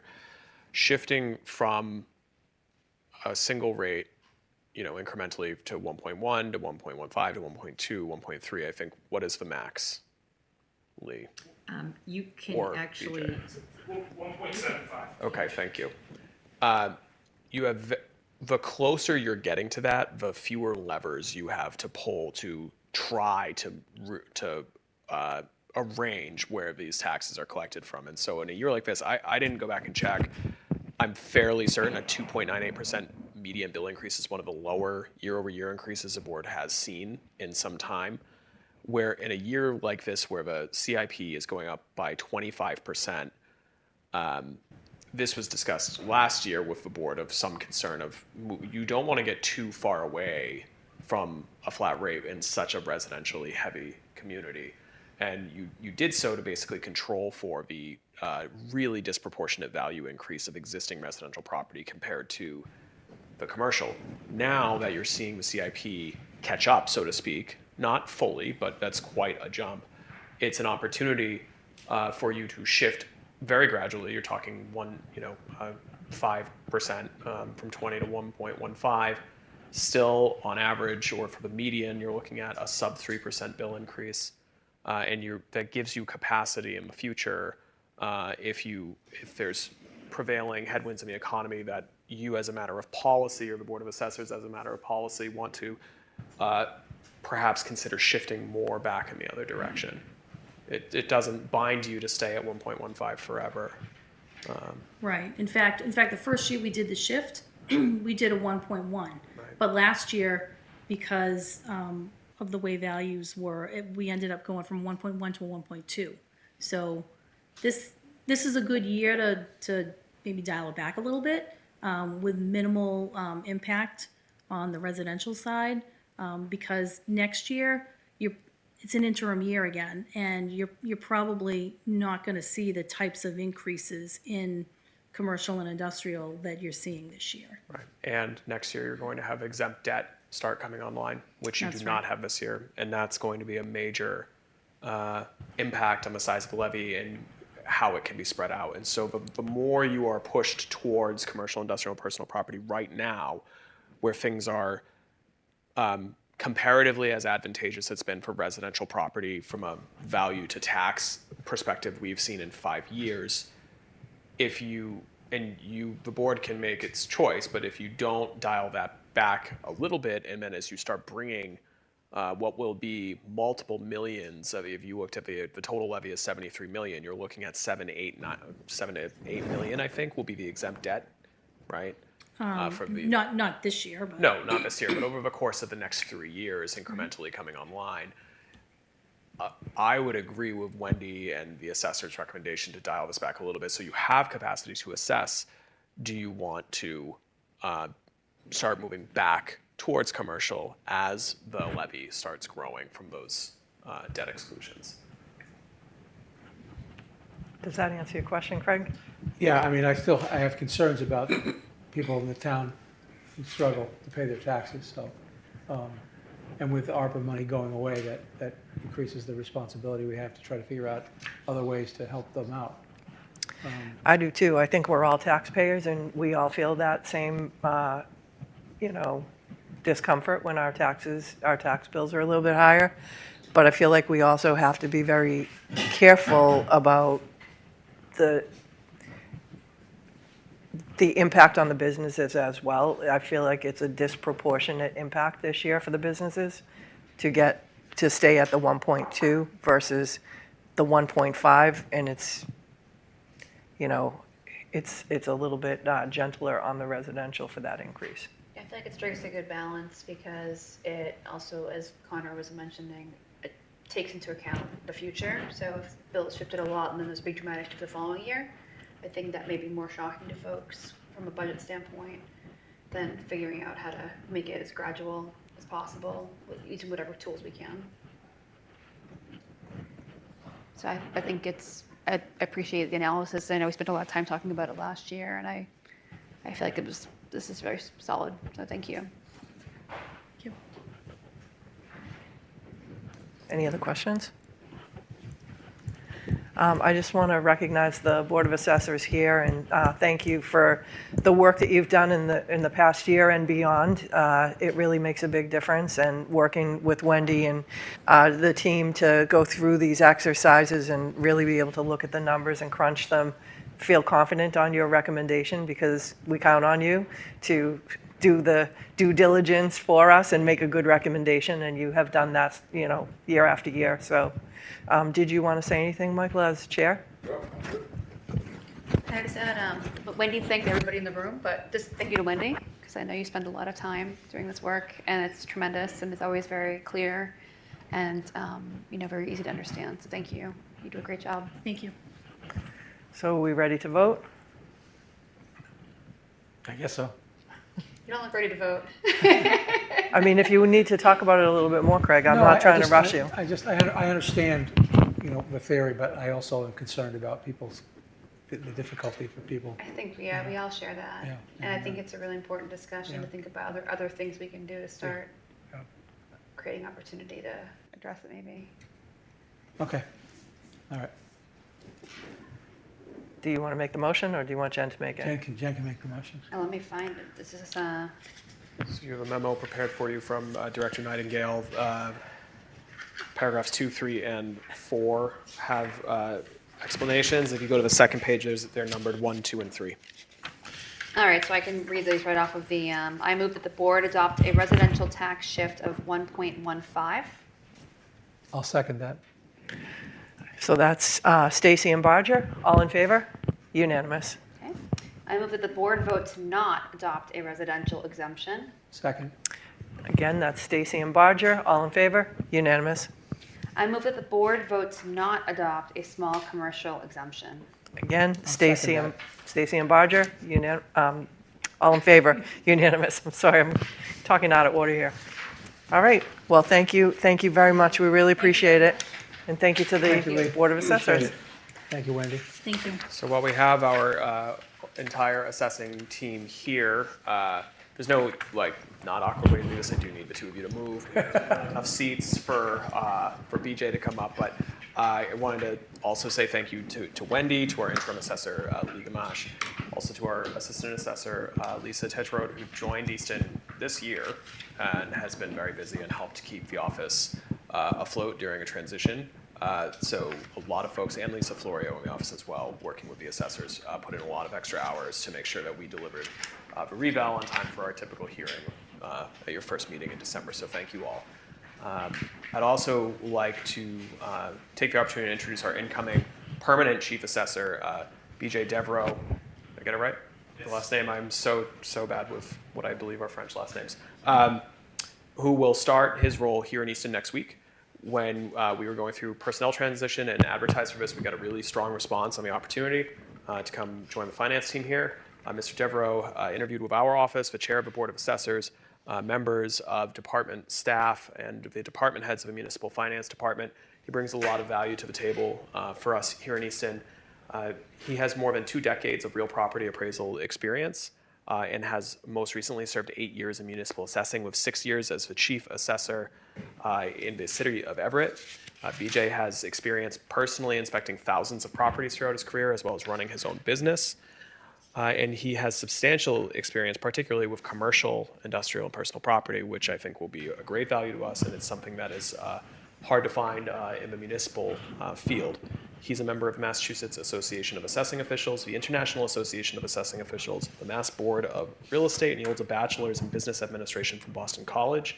We're really excited for BJ to join our financial leadership team here and to continue the finance department's record of excellence under Director Nightingale. So if you wouldn't mind coming up, we're not going to interview you again, but just thank you for coming. And, Thank you. I'd just like to say I'm really looking forward to starting here in Easton. It's for a mainly residential town. There is quite a bit of diversity in the commercial industrial side, and that's always a good thing. I've been very impressed with all the people I've met so far between Wendy and Connor and the Board of Assessors and the assessing department. I think you've got a really great team here, and I'm really looking forward to working with everybody. Great. I have a question for you. Yes. I'm going to put you on the spot. Sure. What attracted you to Easton? I just really wanted to get into a community where people are trying to work together. I've come from a gateway city. It's a little rough and tumble, so it'll be great to trying to get everybody to pull in the same direction. I think that's what I'd like to do. Well, you might not know it to look at us, but we're tough too. Okay. No, we're really appreciative. We've heard great things about you. We're excited that you're here and joining the team. And please reach out to us if you have any questions, from the select board or any questions about the town. So Thank we're you. happy you're here. Good Appreciate luck. it. Thank you. Thank you. All right. Thank you so much. Thank you very much. All right, where are we? Jessica is not here, so I will. We'll go back to item 8, which is the Recreation Commission appointment. Jessica Clifford has filled out an application to join the Recreation Commission with a term expiration of June 30th, 2027. I just want to look up her information here. Hang on one second. So Jessica's application, she's a nurse anesthetist, CRNA. She's a fun mom of 4, and that's her best training. I loved reading that. They're avid participants in rec events and facility offerings. There's no better person to help get things done than a hardworking mom of 4. Totally agree with that. And she has a master's degree in healthcare, but loves masterminding fun for the kiddos. Prior experience, this is new for her. We love to see new people throwing their hat in the ring. And she says she's an idea girl. She understands what works well for kids and families and what doesn't. She's creative and in tune with the community, outgoing. The biggest limitation is fitting her work schedule into the meeting schedule. So we talked, I actually reached out to her last week because she indicated she might not be able to be here tonight. I wanted to make sure that she understood the time commitment and she knew what day. She might be. Her name is Pixel 8A, but the hand is raised, so I'd assume she might be here. So I'm going to just try to promote her. Sure. Ask her if it's her.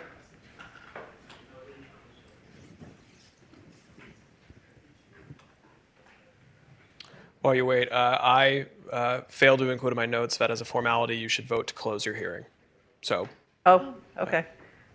You want to make a motion to close the hearing? I make a motion to close the hearing. Second. So that's Stacy and Barger. All in favor? Unanimous to close the hearing. Thank you. Thank you, Wendy. Thank you. So, Hello. Hi, Jessica. So I was just saying that we spoke the other day on the phone. I learned a lot about you, and we talked about the dates of the meetings and the time commitment, and that worked with your schedule. Yep, I think you said Tuesday evenings typically, which is totally fine. I'm off on Tuesdays, so I can normally do that. Great. Do you want to tell us anything about yourself? I don't know if you heard me introduce you from your application here. You covered most of it. You did a very great attempt at nurse anesthetist. I mess it up some days at work. No, I think you covered it.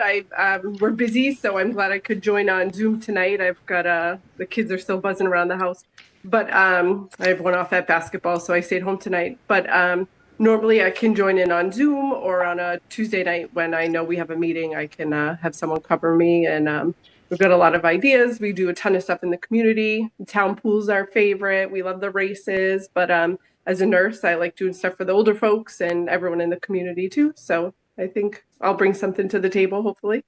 That's awesome. Any questions from the board? No, I just appreciate your stepping up, Jessica. Absolutely. It's we love being in town. We've been here for about 9 years now, and we didn't know anything about Easton. I don't even know if we expected to stay, but we love it, and we're long-term residents, I would say. All right, you're hired.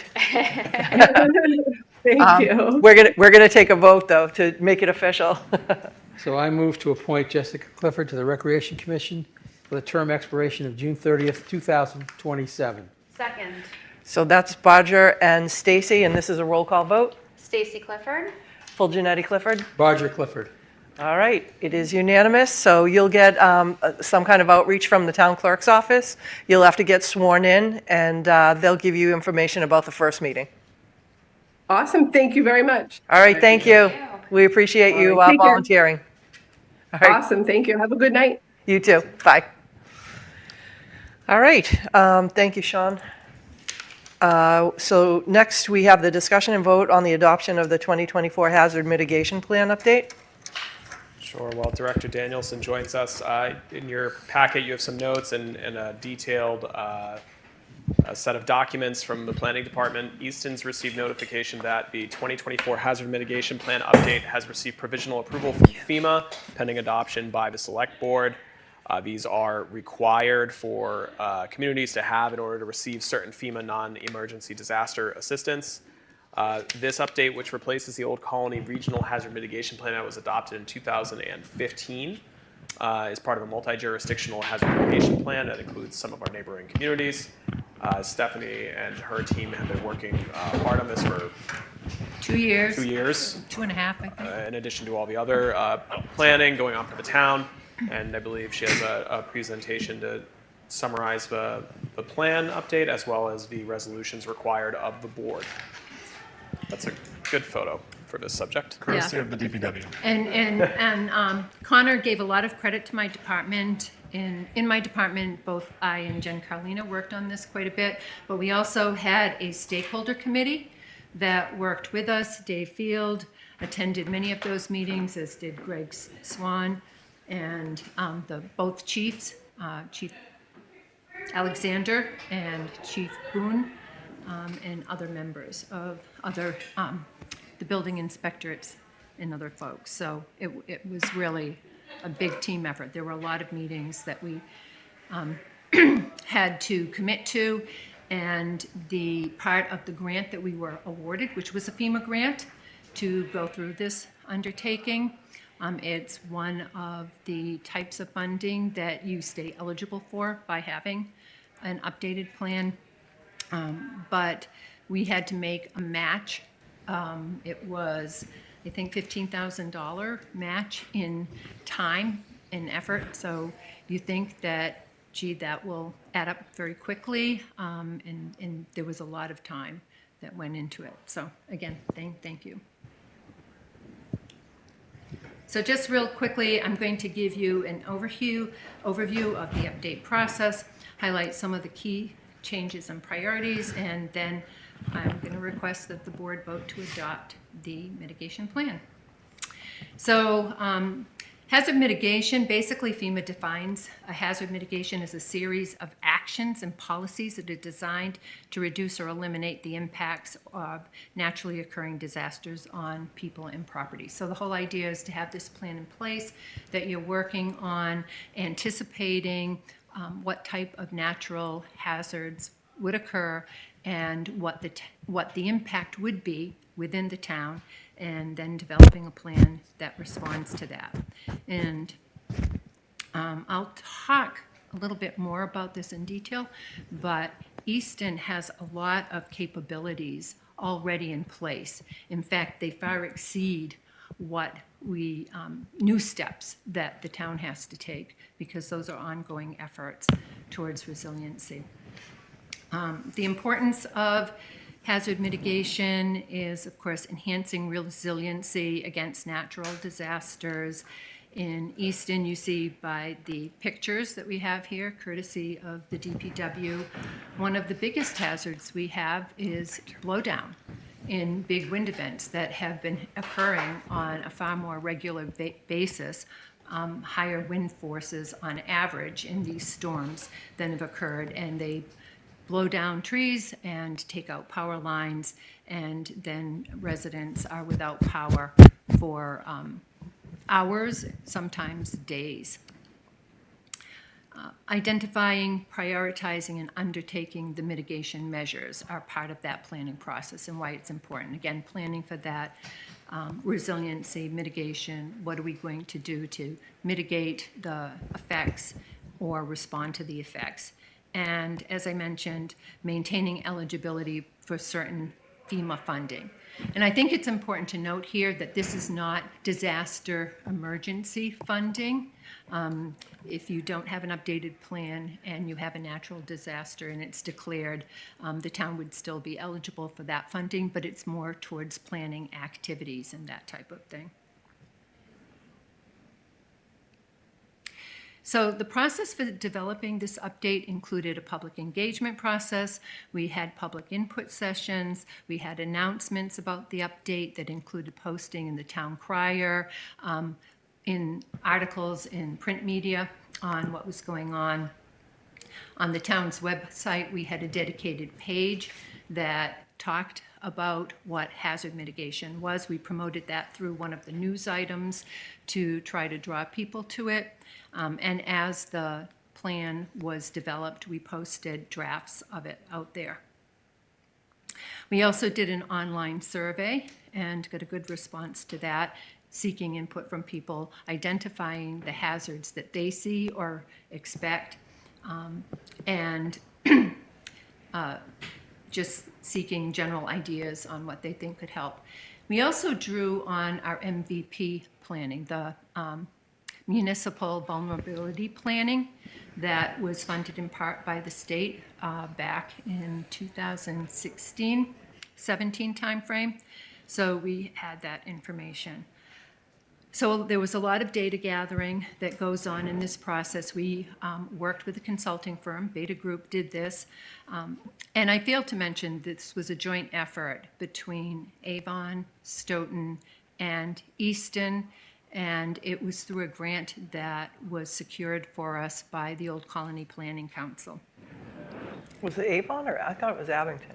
Did I just read them? Abington. Did I say Okay. Avon? I'm sorry. Yeah. Abington. I mentioned the stakeholder collaboration. Again, a lot of work and effort went into that in identifying what, reviewing our past plan, updating that, identifying work that had already been done, the capabilities that the town currently has in place, and then preparing a plan. Oops. All right. I always press the button. Sorry about that.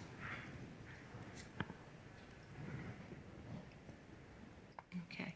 So I wanted to give some examples. If you had a chance to look through the plan, you would see that this is several pages long that identifies our capabilities, but I did want to highlight some of them. I talked about the blow down trees, taking down power lines. The town has an annual budget for tree maintenance to try to take care of that. Probably for occurs, try to clear out decaying and dangerous trees that could have an impact in roadways. We have a 5-year capital improvement plan that includes contributing to hazard mitigation measures, such as the small bridge and culvert repair and construction. And I know that we're always looking for grants to help with that process. Culverts, undersized culverts, or bridges that are in poor repair present particular flooding hazards. Floodplain management. And in this case, this is making sure that we're not building inappropriately or allowing inappropriate building in floodplain areas, but also restoring floodplains. So one of the projects that's been funded through the MVP Action Program, where the state has provided funds for action items identified as part of your municipal vulnerability plan, is the wetland restoration at Wright Farm. And that's increasing a wetland area that will provide additional flood storage. And then there was work off South Street by a culvert where there was wetland restoration that took place. And again, what that does is it increases your flood storage capacity. We have a Code Red Emergency Alert Program, and there are emergency power generators in strategic public facilities and shelters. So if those are needed during an outage, people who are vulnerable have a place to shelter.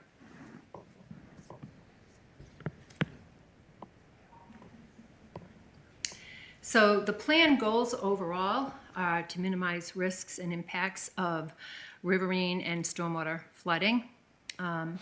So that would include small streams, large streams, but in areas that might flood over your roadways, prevent passage, keep people stranded, minimizing the risks of non-flood hazards. Wildfires are listed, tornadoes. We saw downbursts a year and a half ago when the tornadoes came through Mansfield and created microbursts and tornado conditions in Easton, as well as other surrounding neighborhoods. Wildfires in Easton, we've had several years of almost back-to-back of drought conditions. So we'll have heavy periods of rain, which we saw last winter, probably starting in December, going right through March, but then followed by extreme periods of no rain at all in drought conditions. Wildfires are not as much of a problem in Easton because of the forested lands that we have, that and the wet area, the wetlands actually help to keep the potential for wildfires down. Improving pre-disaster planning and communication and coordination across governmental, community, private, and nonprofit entities. These entities are all working together on a regular basis in planning. We had, I think it was MEMA training for department heads a while ago, but there's a lot of effort that goes into, again, being prepared and ready. Minimizing impacts by increasing awareness to what the risks are. That, again, helping to make people aware of that, the general public. And then improving existing policies and programs to further reduce or eliminate impacts. And pursuing strategies to reduce local contributions to climate change and increasing resiliency to climate change impacts. And I think, again, one of those examples are the restoration of some of our degraded wetland resource areas and focus on eliminating invasive species in wetland areas that choke up those areas and reduce your flood storage and can create backups.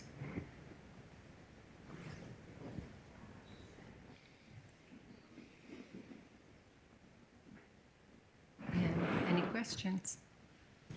Jen? The last plan was adopted in 2015, so there's about 9-10 years since how long is this plan viable for? And do we have to do any interim updates between then and the next plan? I believe it's a 7-year. 7 years, okay. Thank you. Craig? I was, I must say, I tried to read everything that was sent out, and I'm glad you got able to give us the executive oversight, because it was quite a document. And obviously, it took you and your folks and collaborators spent an awful lot of time and effort onto it, and I applaud you for that. Well, thank you. I thank you very much for all that work. Thank you. I just made a couple of notes. I think that, it's very complementary to the municipal vulnerability plan that we have and the climate and energy. I think it gives a little bit more specific focus for the particular hazards in this. But I think that they're like volumes of the same type of preparedness and thoughtfulness about what are the strengths and where do we need to improve. And I liked, that we were collaborating with other partners. Was Stonehill involved in this, or? No, I don't think we did have representation from Stonehill. This will probably be something good to share with them also. Yes. Even, I think that sometimes having the people that are closest to the work are, incredibly valuable. So I'm not saying that they shouldn't have been at the table for that, but I think they'll appreciate the work that was done with thoughtfulness to them as part of the community. Whoever would have thought we'd have tornadoes in Easton? I mean, the resiliency that we need when these things happen, even in terms of, losing power for what's in your refrigerator, and are we prepared for that in this type of weather? Do we have water in the house? And I know that the Council on Aging and Health and Community Services have different survival kits that they give out from time to time with just some basics that you need. That Kristen was here talking about having all your paperwork in order.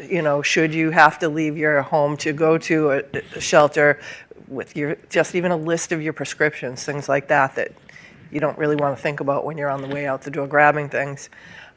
Collaborating with Abington and Stoughton, I think, was really good too, because in that kind of work, I think we're much different than those towns. We certainly have a lot in common, but I think that hearing what other towns are doing stimulates ideas for maybe not doing the exact same thing, but it could make us think about things that we weren't necessarily thinking about, right? Yeah. So I really like that as well. And I just want to thank you and everybody that was involved in this. It is a lot of work, and I know that you were working on it for a couple of years. I remember when you started working on this and getting the grant. Those grants aren't easy to get. They're competitive. The match of using time versus hard cash, super creative, and I think you guys did a really good job. Well, thank you. All right, so we have to vote to accept this. You have the compliance certificate is in your packet. Yep. And I think you need to read that. And Read the resolution. Do you have Can we that, Craig, do it or do you by want me to read it? reference? No, I don't have that. I have it. It's in your digital packet. Can we do it by reference? If you're unsure, we could just read it. I'll read it. Okay. I have it right here. Before you do, I think there may be a typo. It says, whereas at a duly noticed remote public meeting that was held by the board on November 4th, 2024, where this was adopted. I think that should be today, right? Yes. Okay. Yes. So we'll just update that to say duly noticed public meeting on December 2nd, 2024. That's, I think, paragraph 1, 2, 3, 4, 6. Okay. So the certificate of adoption of the Town of Easton, Massachusetts Select Board, a resolution adopting the Abington, Easton, and Stoughton, Mass. Natural Hazard Mitigation Plan 2024 update. Whereas the Town of Easton recognizes the threat that natural hazards pose to people and property within the Town of Easton, and whereas the Town of Easton has participated in the preparation of a multi-hazard mitigation plan, hereby known as the Abington, Easton, and Stoughton, Mass. Natural Hazard Mitigation Plan 2024 update, in accordance with federal laws, including the Robert T. Stafford Disaster Relief and Emergency Assistance Act, as amended, the National Flood Insurance Act of 1968, as amended, and the National Dam Safety Program Act, as amended, And whereas the Abington, Easton, and Stoughton, Mass. Natural Hazard Mitigation Plan 2024 update identifies mitigation goals and actions to reduce or eliminate long-term risk to people and property in Abington, Easton, and Stoughton from the impacts of future hazards and disasters. And whereas the Town of Easton established a committee to update, to oversee the Abington, Easton, and Stoughton, Mass. Natural Hazard Mitigation Plan 2024, and whereas a remote workshop was held on January 17th, 2023, for interested members of the public to participate in the development of the, I'm going to say plan, I'm not going to repeat the Abington, Easton, Stoughton. Whereas a duly noticed remote public meeting was held by the Select Board on December 2nd, 2024, for the public and municipality to review the plan prior to consideration of the resolution. And whereas adoption by the Select Board demonstrates the commitment of the relevant departments and/or agencies to execute their responsibilities outlined in the plan. Now therefore be it resolved that the Town of Easton Select Board formally approves and adopts the plan in accordance with Mass General Law, Chapter 40. While content related to the Town of Easton may require revisions to meet the plan approval requirements, changes occurring after the adoption will not require the town to re-adopt any further iterations of the plan. Subsequent plan updates following the approval period for this plan will require separate adoption resolutions, and that will be signed this second day of December by the Select Board. Second. That's full Janetti and Barger. All in favor? Unanimous. Excellent. Thank you. Thank you, Stephanie. Thank you. I think we need an acronym for the name of the plan. Thank you. All right, we are at item 13, which is a discussion and vote on contract DPW 2022-12, change order number 4, Calgon Carbon Corporation filter resin replacement. I'm sorry, I should have included that when I didn't even notice that. That's right. Didn't mean Wouldn't to want to miss any of this. make you wait all this time. Thank you. Good evening again. This is a change order for Calgon Corporation. As expected, the resin in vessel number 1 of well number 2 is now spent, so we're going to change that out. There's a second vessel that's taking the load now, and this is just part of the replacement process. We've chosen to handle this as a change order at this time, since we're still going through the design and construction, the construction of the Red Mill Road PFAS treatment. And after that's done, we'll probably look at bidding and changing out maybe with a different type of resin in all of our filters. But at this time, we've chosen to just go with a straight out change order and replace with the same resin that was in there originally. This has lasted since just over 13 months, so it's as expected. So, Okay, great. Yep, the change order itself is for $265,000 and brings the total contract to $2,666,893.66. Excellent. Any questions? So the other filter will have to be replaced. Yeah, so basically work how in a much lead. do they offset each other? Yeah, so they work in a lead lag, so it'll probably be a similar 13 months. Right now, the lead filter is spent, so the lag filter is taking that load. Once this resin's replaced, that lag filter becomes a lead filter until that's spent, and then the lag filter is now fresh. We'll take the rest of the load and just alternates back and forth. So again, there's plenty of time to do it. There's a town meeting appropriation for the resin for us to supply that, and this will happen at the other facilities as well. They all have a different rate because they all have different pumping rates and different contamination rates. So we'll have to figure out where that is. But again, this is as expected, and this will be something we'll be doing routinely. How long does it take to procure and get the product here? So it's about 4 to 6 weeks to get it installed. So that's good. We have plenty of time to do it. In the future, we will probably have more of an on-call contract set with a set vendor. But at this point, there are new resins being developed and innovations being made. So hopefully we'll get a cheaper resin that works longer. in the future. I think this is a good plan for redundancy. You know, if anything should happen to any of the equipment at any point, we're never going to go unprotected. Correct. Redundancies are, something we cherish. We Yeah. have a lot of redundancy in all our systems, and this was designed for that purpose. Excellent. All right. Any other questions, comments? So I move to approve contract DPW 2022-12, change order number 4, Calgon Carbon Corporation filter resin replacement, the amount of $265,000. Second. So that's Bodger and Stacy. All in favor? Unanimous. Excellent. Thank you. Thank you, David. All right. Night. Back to the fire department again. So we have a few contracts here.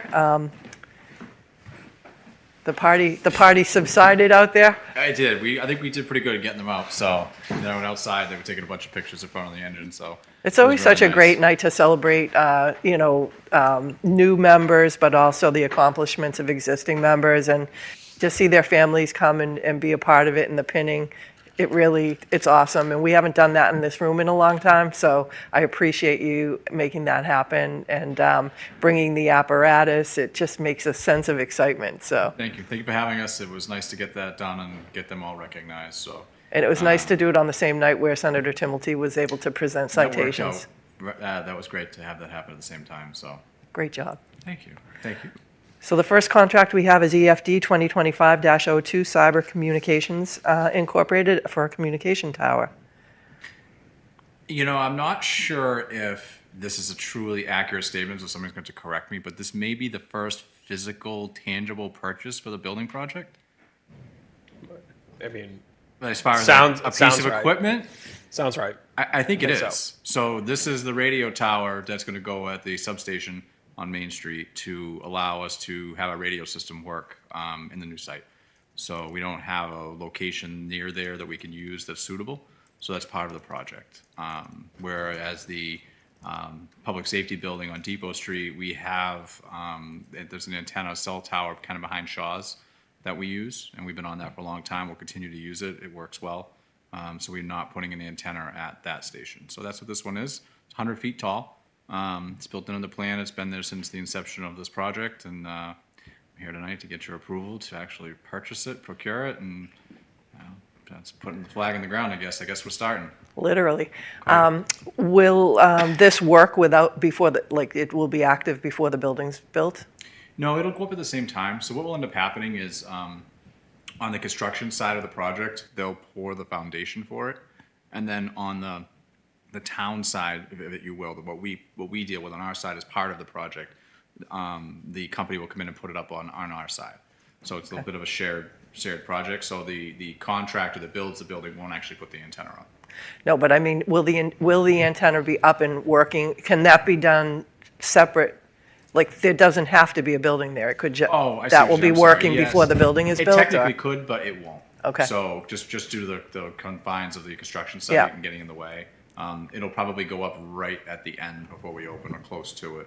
That's exciting. Yeah, it'll be kind of a topping off again, I guess. When Can see you it hang go the up. Easton flag on it for a while? We'll put something on it. Yeah, we can do a lot of things with it. So it'll be, it is designed to carry everything we need, the antennas that we need, the microwave dishes that we need. That's great. So it'll be good, provide us some redundancy. Awesome. Craig, any comments, questions? No, I just exciting. It's getting more and more exciting as I we know. get closer and closer. It's real. I saw one of the architects the other day, and we were talking about in 2 weeks, the bids should be going out. So it's getting to be real. They spent about 3 hours on the phone with me today trying to sort out a few things, which they did a great job doing, and you could tell that they're getting close. You could tell just talking to them, they know it's coming quick. Yeah. So, Yeah. And I'm excited as well. Yeah. I just want to credit the chief that we've talked about a lot with his kind of mechanic background and doing the IMA programs for the garaging that will be in the new buildings to do a regional maintenance program for our fleet of other fire departments. This, I believe, correct me if I'm wrong, was originally a supply that would have been purchased as part of the general contract, but the estimates we were getting were much higher. And so you said, oh, I'll go find one. Yeah, so I have a little Roughly. background. Yeah, roughly. I have a little background with this. I've done this before, so I had a few tricks up my sleeve. So the original quotes were coming in really high because there was an uncertainty on what the cost was going to be when the building was done. Nobody would quote it because they're like, we don't know what it's going to cost. Yeah. We don't know what labor is going to cost or anything. So I said, well, I could buy one of these on state contract, and I could store it at the fire station if we have to, because they come in sections. So I was like, why don't we just buy it now and put it on the ground and save some money, be creative and save some money. And that's exactly what happened. We got the blessing from NBC, got the support from town, and we're going to put it on the ground. And I think we'll save, the original quotes were nearly three times as much. So You're targeting saving, $200,000, $250,000. Yep. I was going to say, looking at this amount, I would have thought that something like that would be a lot more money than the $133,975. So that makes sense, what you're saying. It works out. It's I put up a 100-foot tower, a telephone pole, and a 180-foot tower in the past, and this is right in line. It's probably $30,000 more than it was 5 years ago, which I think, given everything, it's not terrible. Well, I think that, I kind of want to underscore this, like having somebody with your experience and background, I joke and call you MacGyver because you just like always I have a t-shirt. You do. You have I really have. You have so much experience and creativity in these things, but these things make a big difference. And, when you or other department heads are creative about finding ways to save money, it makes a big impact on the budget, and we really appreciate that. We try to be as creative as we can. And I think I hope people are watching this, and I hope that we, talk about it at the PACE group. People they don't see the 100,000, the 200,000, the $500,000 here and there that, accumulates every year, and they think sometimes it's just something people don't see or notice. And we see it and notice and appreciate it, but I'm glad that you brought that up today so that people at home can understand it as well. All right, Craig, you want to make a motion? So I move to approve EFD 2025-02, Cyber Communications Inc., Communications Tower, at the amount of $133,975. Second. That's Bodger and Stacy, all in favor, unanimous. The next one is EFD 2025-03, Colonial Municipal Group for a 2025 Ford F-150. So this is what our shift commanders drive around in when the staffing is at the level where we can operate it, and it has the equipment that they need to run a fire or a significant incident. And this one will actually, we talked a lot about cancer and things like that in the building project, but this will actually have a space to put their gear that's actually vented so that it's not sitting in the cab with them all the time. Well, technically in the cab, but there's a special compartment that's going in there to isolate it. And actually put the equipment they need in the places that are, like right now we have, equipment that doesn't really fit anywhere, and it sits on the seat and it rips the seat and it's damaging the vehicle because we just have nowhere else to put it, whereas now we're actually designing something that's meant to do its job very specifically. In addition, the one we have now is getting older, it's rusting as everything does, and the time came on that aspect, so it's kind of it's a win for our ability to provide a better service. And it's also an F-150, so the other one's an F-250, so it'll ride better, it's a little safer to drive for the kind of driving we do. So Yeah. It'll be great. We'll look forward to it. Appreciate the support. And those aren't a luxury, they're definitely a necessity, and when they do get older, you're talking about rip seats and things like that, costs more money to maintain and keep them up as well. We didn't buy a limited or a platinum or anything. It's a pretty work truck style. So Yeah. I just want to mention that these purchases are all already funded from the 2024 annual town meeting approval, so what we're really voting on right now is just the contracts. All right. So I move to approve EFD 2025-03, Colonial Municipal Group, purchase of a 2025 Ford 150 in the total amount of $64,782.59. Second. That's Bodger and Stacy, all in favor, unanimous. All right, and the third one is EFD 2025-04, Northeastern Rescue Vehicles Incorporated, 2 ambulances. So this one's, I guess, falls under the creative category again. So what we ended up having was we approved, the town, thankfully, graciously approved 2 ambulances over 2 town meetings. I bought a lot of ambulances over the years, and the price of the ambulances fire engines is bad, but ambulances are worse. They used to be able to buy, 10 years ago, you could buy the kind of ambulance we use for 300,000, which I'm not trying to say that's not a lot of money, but the problem now is they're 500 and over 500. The last time I heard the number from the companies that we typically deal with traditionally was, now it's like 525, and that doesn't come with any equipment. Like, that's just the ambulance, the box that goes on the chassis, if you will, and a stretcher. There's no new monitor, cardiac monitors, there's no equipment. Typically, you rotate those when you buy the ambulances so the equipment stays fresh, which we haven't been doing, because when you tack on a $40,000 cardiac monitor and a $15,000 CPR machine and everything else, now you're asking for $600,000 for an ambulance, and it's just unsustainable. And at some point, something's got to give. So we started to ask some questions, and come to find out, I can't take all the credit, Stoughton bought an ambulance from a different company recently. So they've got one from their traditional company, and they got one from this new company. So I got wind of it, and at the time, Captain Nicholson, who we promoted tonight, he was the REMS officer, and he went up to Stoughton and took a look at it. He's like, you got to check this out. And come to find out, talking with the dealer, we can get a very similar ambulance for the price you see tonight, which is, the story is kind of convoluted, but you're talking the $375. There's some equipment involved in that, but that's a lot different than $525. And we'll have a better equipped ambulance as a result. And one thing we actually did is we're going backwards with technology a little bit intentionally, because what's happened is the ambulances we've been buying and that I bought in the past elsewhere, they have gone full technology. Computer screens control the climate control, the lights, and everything. And we have one ambulance that has a computer screen that's broken, and we can't get the computer screen anymore. So we don't know how, and that computer screen controls the temperature for the patient in the back. So there's no way to change the temperature in the back. So it's a problem. So what we've actually done is said, hey, we love technology when it works. We went backwards because it just needs to work. And sometimes you don't need to reinvent the wheel. So these new ambulances are more hardwired. There's no computer screens. There's relays that you can actually change. You can go to AutoZone on a Sunday if you have to and get a relay. It's wires. It's simpler, and there's a cost savings that comes with that. And that's where you see what we have. So what we ended up doing, long story short, is we ended up coming to town meeting, this past town meeting, special town meeting, and taking those two articles, and with some Medicare reimbursement funds, we were able to convert them to 3 ambulances. We bought the first one back in August, used the remaining funds in the approval, and now we'll have the 3, which will take care of the problems we're having with our fleet, which is tired. Our newest ambulance is a 2021, and it's already got 85,000 miles on it. And they're all Easton miles. They don't go on the highway very much because we have Good Samaritan and Brockton Hospital now again, and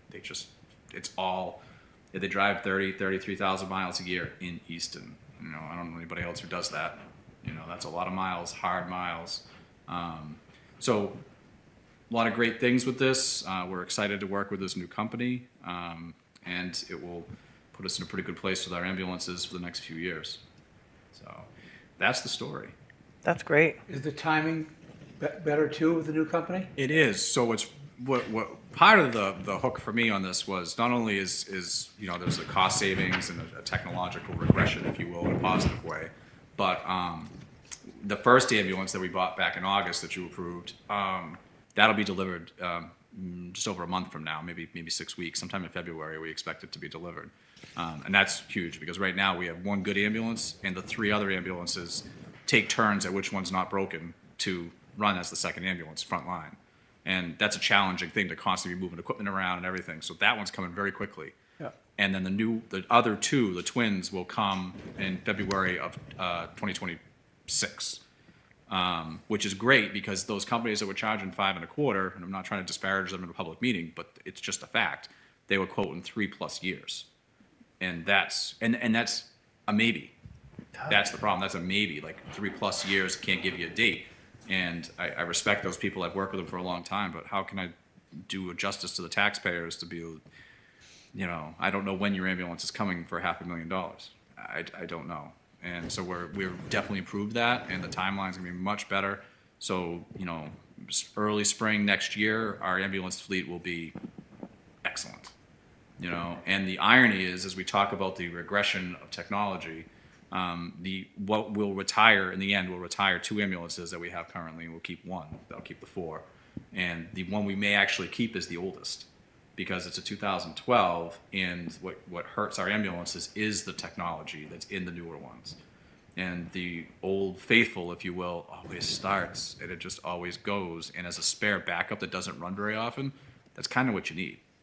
Very similar to like our oldest fire engine is a 2005, and part of me doesn't want to retire it. It just starts up. It doesn't really need much to run, air, fuel, electricity. And that's what we need as a fire service. They've got to start.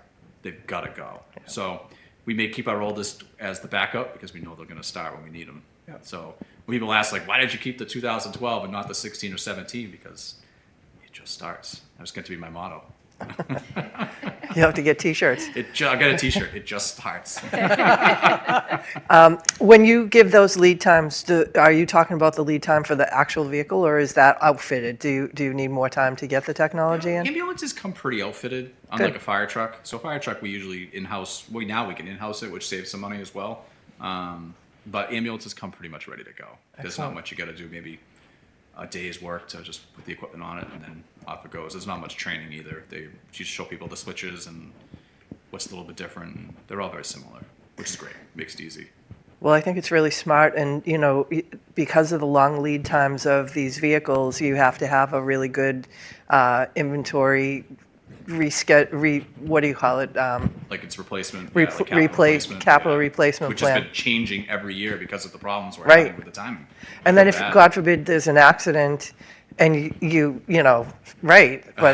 you see that happen a lot on the news, and then to have to wait a couple more years to get a replacement ambulance, we really have to have a solid fleet. One of the big problems that some departments around us are having is that the engines have let go in the ambulance, and they're under warranty still, and Ford will only replace it with a Ford engine, and there aren't any.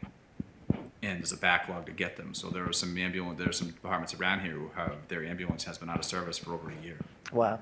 Waiting for an engine to show up, and it's very frustrating. I haven't checked recently to see if they've got them back or not, but that's been like the newest thing. That just sit there. You haven't been able to rebuild those? So you say that. So Acushnet came up with that same problem, and we were able to, because it wasn't under warranty anymore, we got them back in service in about 2 weeks. Of course you did. New engine. So Tim Hicks, good job. He changed out his 4th engine in the time he's been here, which is crazy. But that's awesome. He got it done. That's excellent. All right. So I move to approve EFD 2025-04, Northeastern Rescue Vehicles Incorporated, 2 ambulances, total amount of $709,300. Second. That's Bodger and Stacy, all in favor? Unanimous. Excellent. Thank you, Chief. Thank you all. Good to see you all. Thank you. Good to see you too. Night. You too. All right, next we have a discussion and vote appointment to the Envision Easton 2025 Master Plan Update Committee. Recreation Commission nominee Tana Bobbitt is with a term ending September 9th, 2026. So I move to approve the nomination of Tana Babbitt as the representative for the Easton Vision 225 Master Plan Update Committee as a representative of the Recreation Commission. Second. So that's Bodger and Stacy, and this is a roll call vote. Stacy Babbitt. Full Janetti Babbitt. Bodger Babbitt. Excellent. Well, congratulations, Tana. You will hear from the town clerk's office about swearing in and information about the upcoming meetings. Item 16, town administrator update, promoting a sustainable Easton, otherwise known as PACE. Thank you, Dottie. So I just wanted to give a brief update to the board and a plug for anyone watching at home to encourage folks to start tuning into the work that PACE is doing. They have a great website, which is easton.ma.us/PACE, P-A-S-E, has a ton of informational resources. As the board is aware, you and the school committee in the summer jointly appointed a 15 person, 19 counting alternate, committee in the wake of the May 2024 town meeting. After a amendment that the chair proposed to the town's budget was adopted at town meeting in May, in response to what was, I think, the 4th out of 8 annual town meetings, a fourth out of the 8 most recent annual town meetings, where voters have expressed concern through amendments or through debate. I won't speak for every single voter, but what the amendments have been at those 4 out of 8 town meetings have been to try to find ways to provide additional support to departments, whether it was for public safety or for schools. Expressing frustration or concern with the town's long-term ability to maintain its current level of services. And that's obviously not only something that we've just heard from some voters at town meetings, at 50% of our town meetings in the past 8 years, but something that we have talked about at length, that I have made practice of trying to repeatedly highlight through my budget communications for the entire tenure that I've held as town administrator.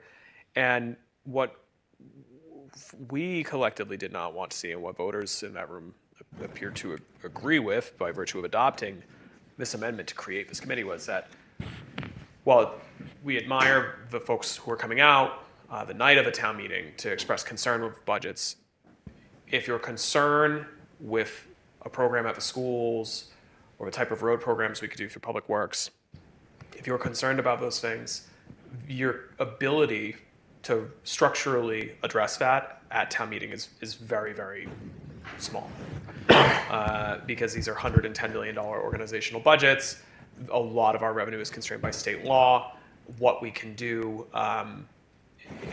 is a reflection of not just that year's financial trends, but decades of policy decisions locally in the state and in the United States. And so the town meeting adopted an amendment to the budget that passed a budget that relied heavily on reserves to balance the budget for fiscal 25.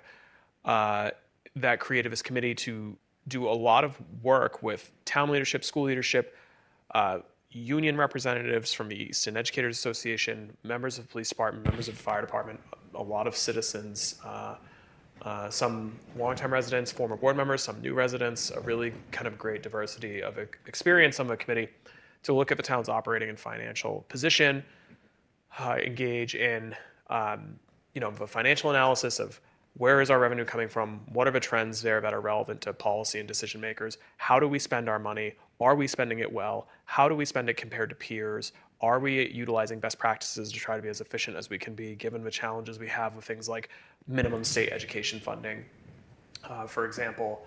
And we are reaching in about 2 weeks the first, kind of the halfway point of PACE's charge. So you adopted a charge in the summer, you appointed this large committee. The charge lays out a very detailed roadmap that says, here are the things you need to do between now, basically Labor Day and May town meeting, which is actually a lot less time than it sounds. It goes extremely fast when you're doing work like this. And the first deliverable that the chair and vice chair of a committee will be coming to your meeting on the 16th to present is what we've kind of called a consensus baseline report. They'll have a better name. I've thankfully not been allowed to name things for the group or write the white papers because they're too long and then no one will read them, which defeats the purpose. But it's basically, it's a summary of our existing position and outlook that will reflect what now has to be cumulatively dozens of hours of public meetings. We've been meeting every 2 weeks since Labor Day, I believe, started meeting in August. Most of our meetings go 4+ hours. They're very intense. They're all filmed. They're all on ECAT. They're public, and they're kind of their workshop meetings, right? And we were going through budgets and comparative analyses for hours and hours on end. It's not necessarily the most engaging or welcoming environment, and so as part of PACE's obligation under its charge to deliver that summary of existing position and outlook report to town and school leadership in December. They obviously gave an update to voters at town meeting to say, we had this amendment, we exist, we want you to get engaged, and we are going to start what I assume will not be the only open house type format where it's not a 4-hour board meeting, and it's more kind of summary and hopefully interactive format. It'll be Wednesday, January 8th at 6 p.m. at the Queesit House on Main Street. Where we'll have members of the committee, members of town and school leadership there to give a more summary level presentation of the work that we've done.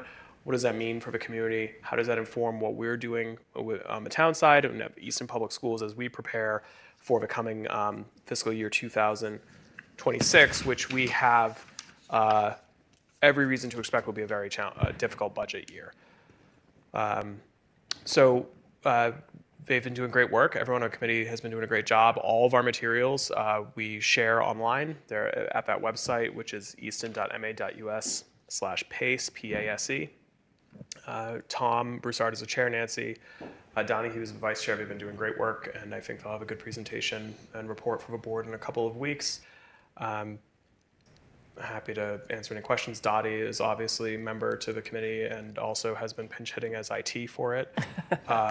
And it's been a really good process. I think that there's been some challenging topics, but it's important things to engage on, looking at staff levels, at all the types of things that folks may sometimes maybe not feel comfortable asking in a final stretch hearing in April right before town meeting, and really getting into those numbers of what are our staff levels, where have our resources gone, why are we having the challenges we're having. I really like the committee because it's got a real diverse group of people with different levels of length of time in Easton, experience with schools and town services. Just the questions that they have are very thoughtful.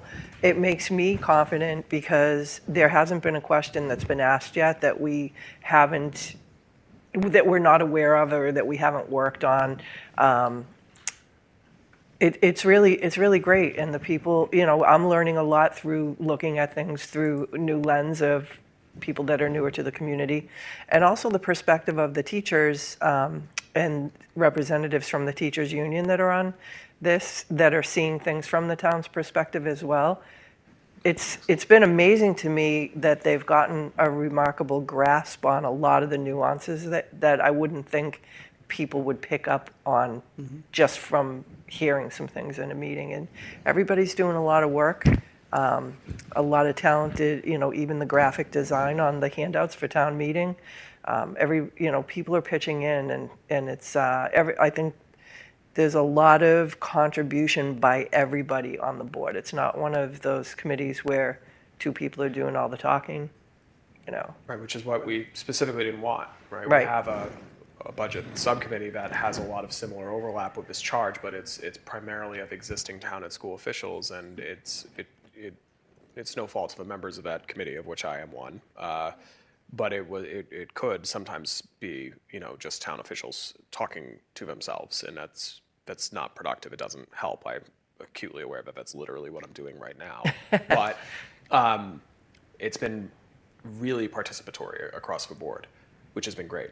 And well, we've had what's several really, members that have really pressure tested and kind of prove it, putting out ideas that are a little bit challenging to some of the things that we're doing, and we can take a deeper dive to solve that, which is great, because if everybody in the room is just saying they agree and there's not a lot of questions, are we really pushing the limits on this? Because we know people at town meeting are going to have questions that we want to anticipate, and I appreciate and enjoy that part of the meeting as well.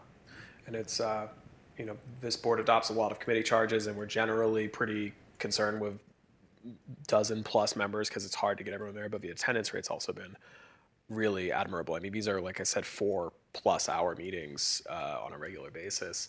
And I think out of, your 15 full voting members, you probably have between 13 and 14 of them there every night. It's not like we're struggling to get a quorum and we're making do with half the team. Everyone's really putting in a lot of work. And so that's really inspiring to see, because we have to make a lot of hard choices in the next 6 months about the town and schools' finances, about our ability to sustain services or not. And those are really hard decisions to make. But I think, I'm very proud of everyone on that committee, whether they're citizen volunteers. Some of them, this is the first public committee they've served on, which is like just picking like super extra hard mode to get involved. No disrespect to other committees, but this is a really challenging It's not for the faint of heart, put it that way. And, there are a lot of communities that know, just today there's State House news of state budget officials identifying what is unsurprising, that there's a lot of uncertainty going into 26 as federal funds dry up around the country.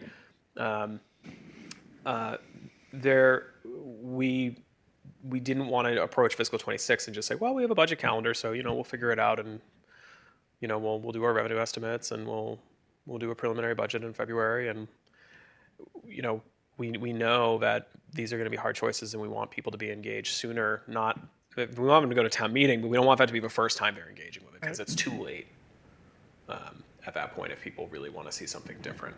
So January 8th will be the first one of those efforts. I expect we'll do more. So we have the delivery of the summary from the perspective of the committee on what Easton's existing condition is and what our outlook is. We're going to start doing those kind of open house engagement type sessions that are not as workshop and wonky, to start bringing the public in more deliberately. And then February through the end of March, the committee is responsible to start prioritizing and recommending either recommended courses of action for solutions or remedial actions to inform you and the school committee, finance committee on. Certainly I'll be taking it into close advisement as I'm building our budget. I'll be working to try to publish a draft of the fiscal 26 budget probably earlier than I typically do, so that can be hopefully constructive for PACE and the community as we have a few month runway to figure out where do we want to land for July 1st next year. So again, if anyone listening, go to the website. There's a ton of good resources there. There's too many resources there, which is a common problem we have online. So we also have a more kind of question and answer format page, which is easton.ma.us/PACE FAQ, so PASE FAQ. And they're more conversational. What about this? Here's the answer, and then links to all the deep dive policy papers if that's your thing. Even that's been a lot of work, not for me, but for you. Certainly. And your team. Mm-hmm. So, awesome. Any questions? Looking forward to the update, the big update. Craig? I was very impressed with both Nancy and Tom at town meeting, and I hope that we can engage more people. The more people who understand what's going on, the better off we're going to be. Great. Well, Connor, thank you for that update. All right, we are on to the home stretch here. Item 17, the acceptance of minutes for November 4th, 2024 and November 18th, 2024. So moved. Second. That's Bodger and Stacy, all in favor? Unanimous. Town administrator notes?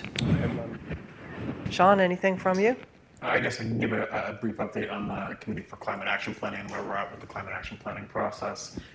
Next Monday, we'll have our first of 3 climate action plan advisory group meetings, which is made up of ECAT, but as well, in addition to that, it's more of a broad group that has representation from other boards and committees, town staff, and community representatives. We've extended invites to Chamber of Commerce, Food Pantry, a couple others, Stonehill, just to get their perspective and have them weigh in as part of the climate action planning process. So that'll be next Monday, and we're moving along on schedule for the rest of the plan. Awesome. Thank you for your work on that. That's a lot of work. It really is. Jen's been great, a great partner, and we have bi-weekly meetings with our consultant, and Jen and Kathy as chair and vice chair join me in that, and it's a time commitment for sure. And so thank you, Jen, for being accessible and We've got a for lot being of a thank members you. who are giving a lot of great input and advancing us in this discussion. So looking forward to seeing it continue. Awesome. All right, select board notes? I've got nothing. I just want to congratulate the Oliver Ames boys soccer team for winning the Division II state championship. I think congratulations to Coach Barada and the whole crew. It's very exciting, and so I wanted to make sure that people knew about that. Awesome. 2 things. I should have said this to the chief when he was here. It just crossed my mind now. When they were talking about fires and the hazard mitigation plan, thankfully, Easton hasn't had any, but the surrounding communities of us have, and Easton has supported each of those communities. There was a big fire in Stoughton last week or the week before. Easton was there to back them up, so our firefighters have been working extra and just glad that everybody's been doing that safely. The other thing is a fun one. So this Friday, Divas with a Twist is sold out at Oaks Ames Memorial Hall. They are such a fun band. So I want to let people know that Steve Smith and the Nakeds is going to be playing on New Year's Eve, 9 o'clock into early 2025. They were a big fan favorite at the Summer Concert Series. It's a huge band. It's like the performance is amazing. So if people want to get their tickets, act fast because these concerts at the hall are selling out. And I know that I will be buying my tickets this week. So anyway, I just want to get that shout out there. So with that, we only have one more meeting this year in 2024. How do we get here so fast?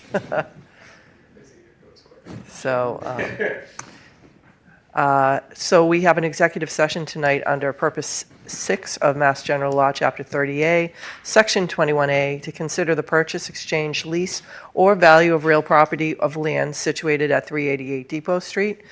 The chair declares that an open meeting may have a detrimental effect on the negotiating position of the public body. So we are going to take a vote, roll call vote, to enter into executive session, not to return to open session.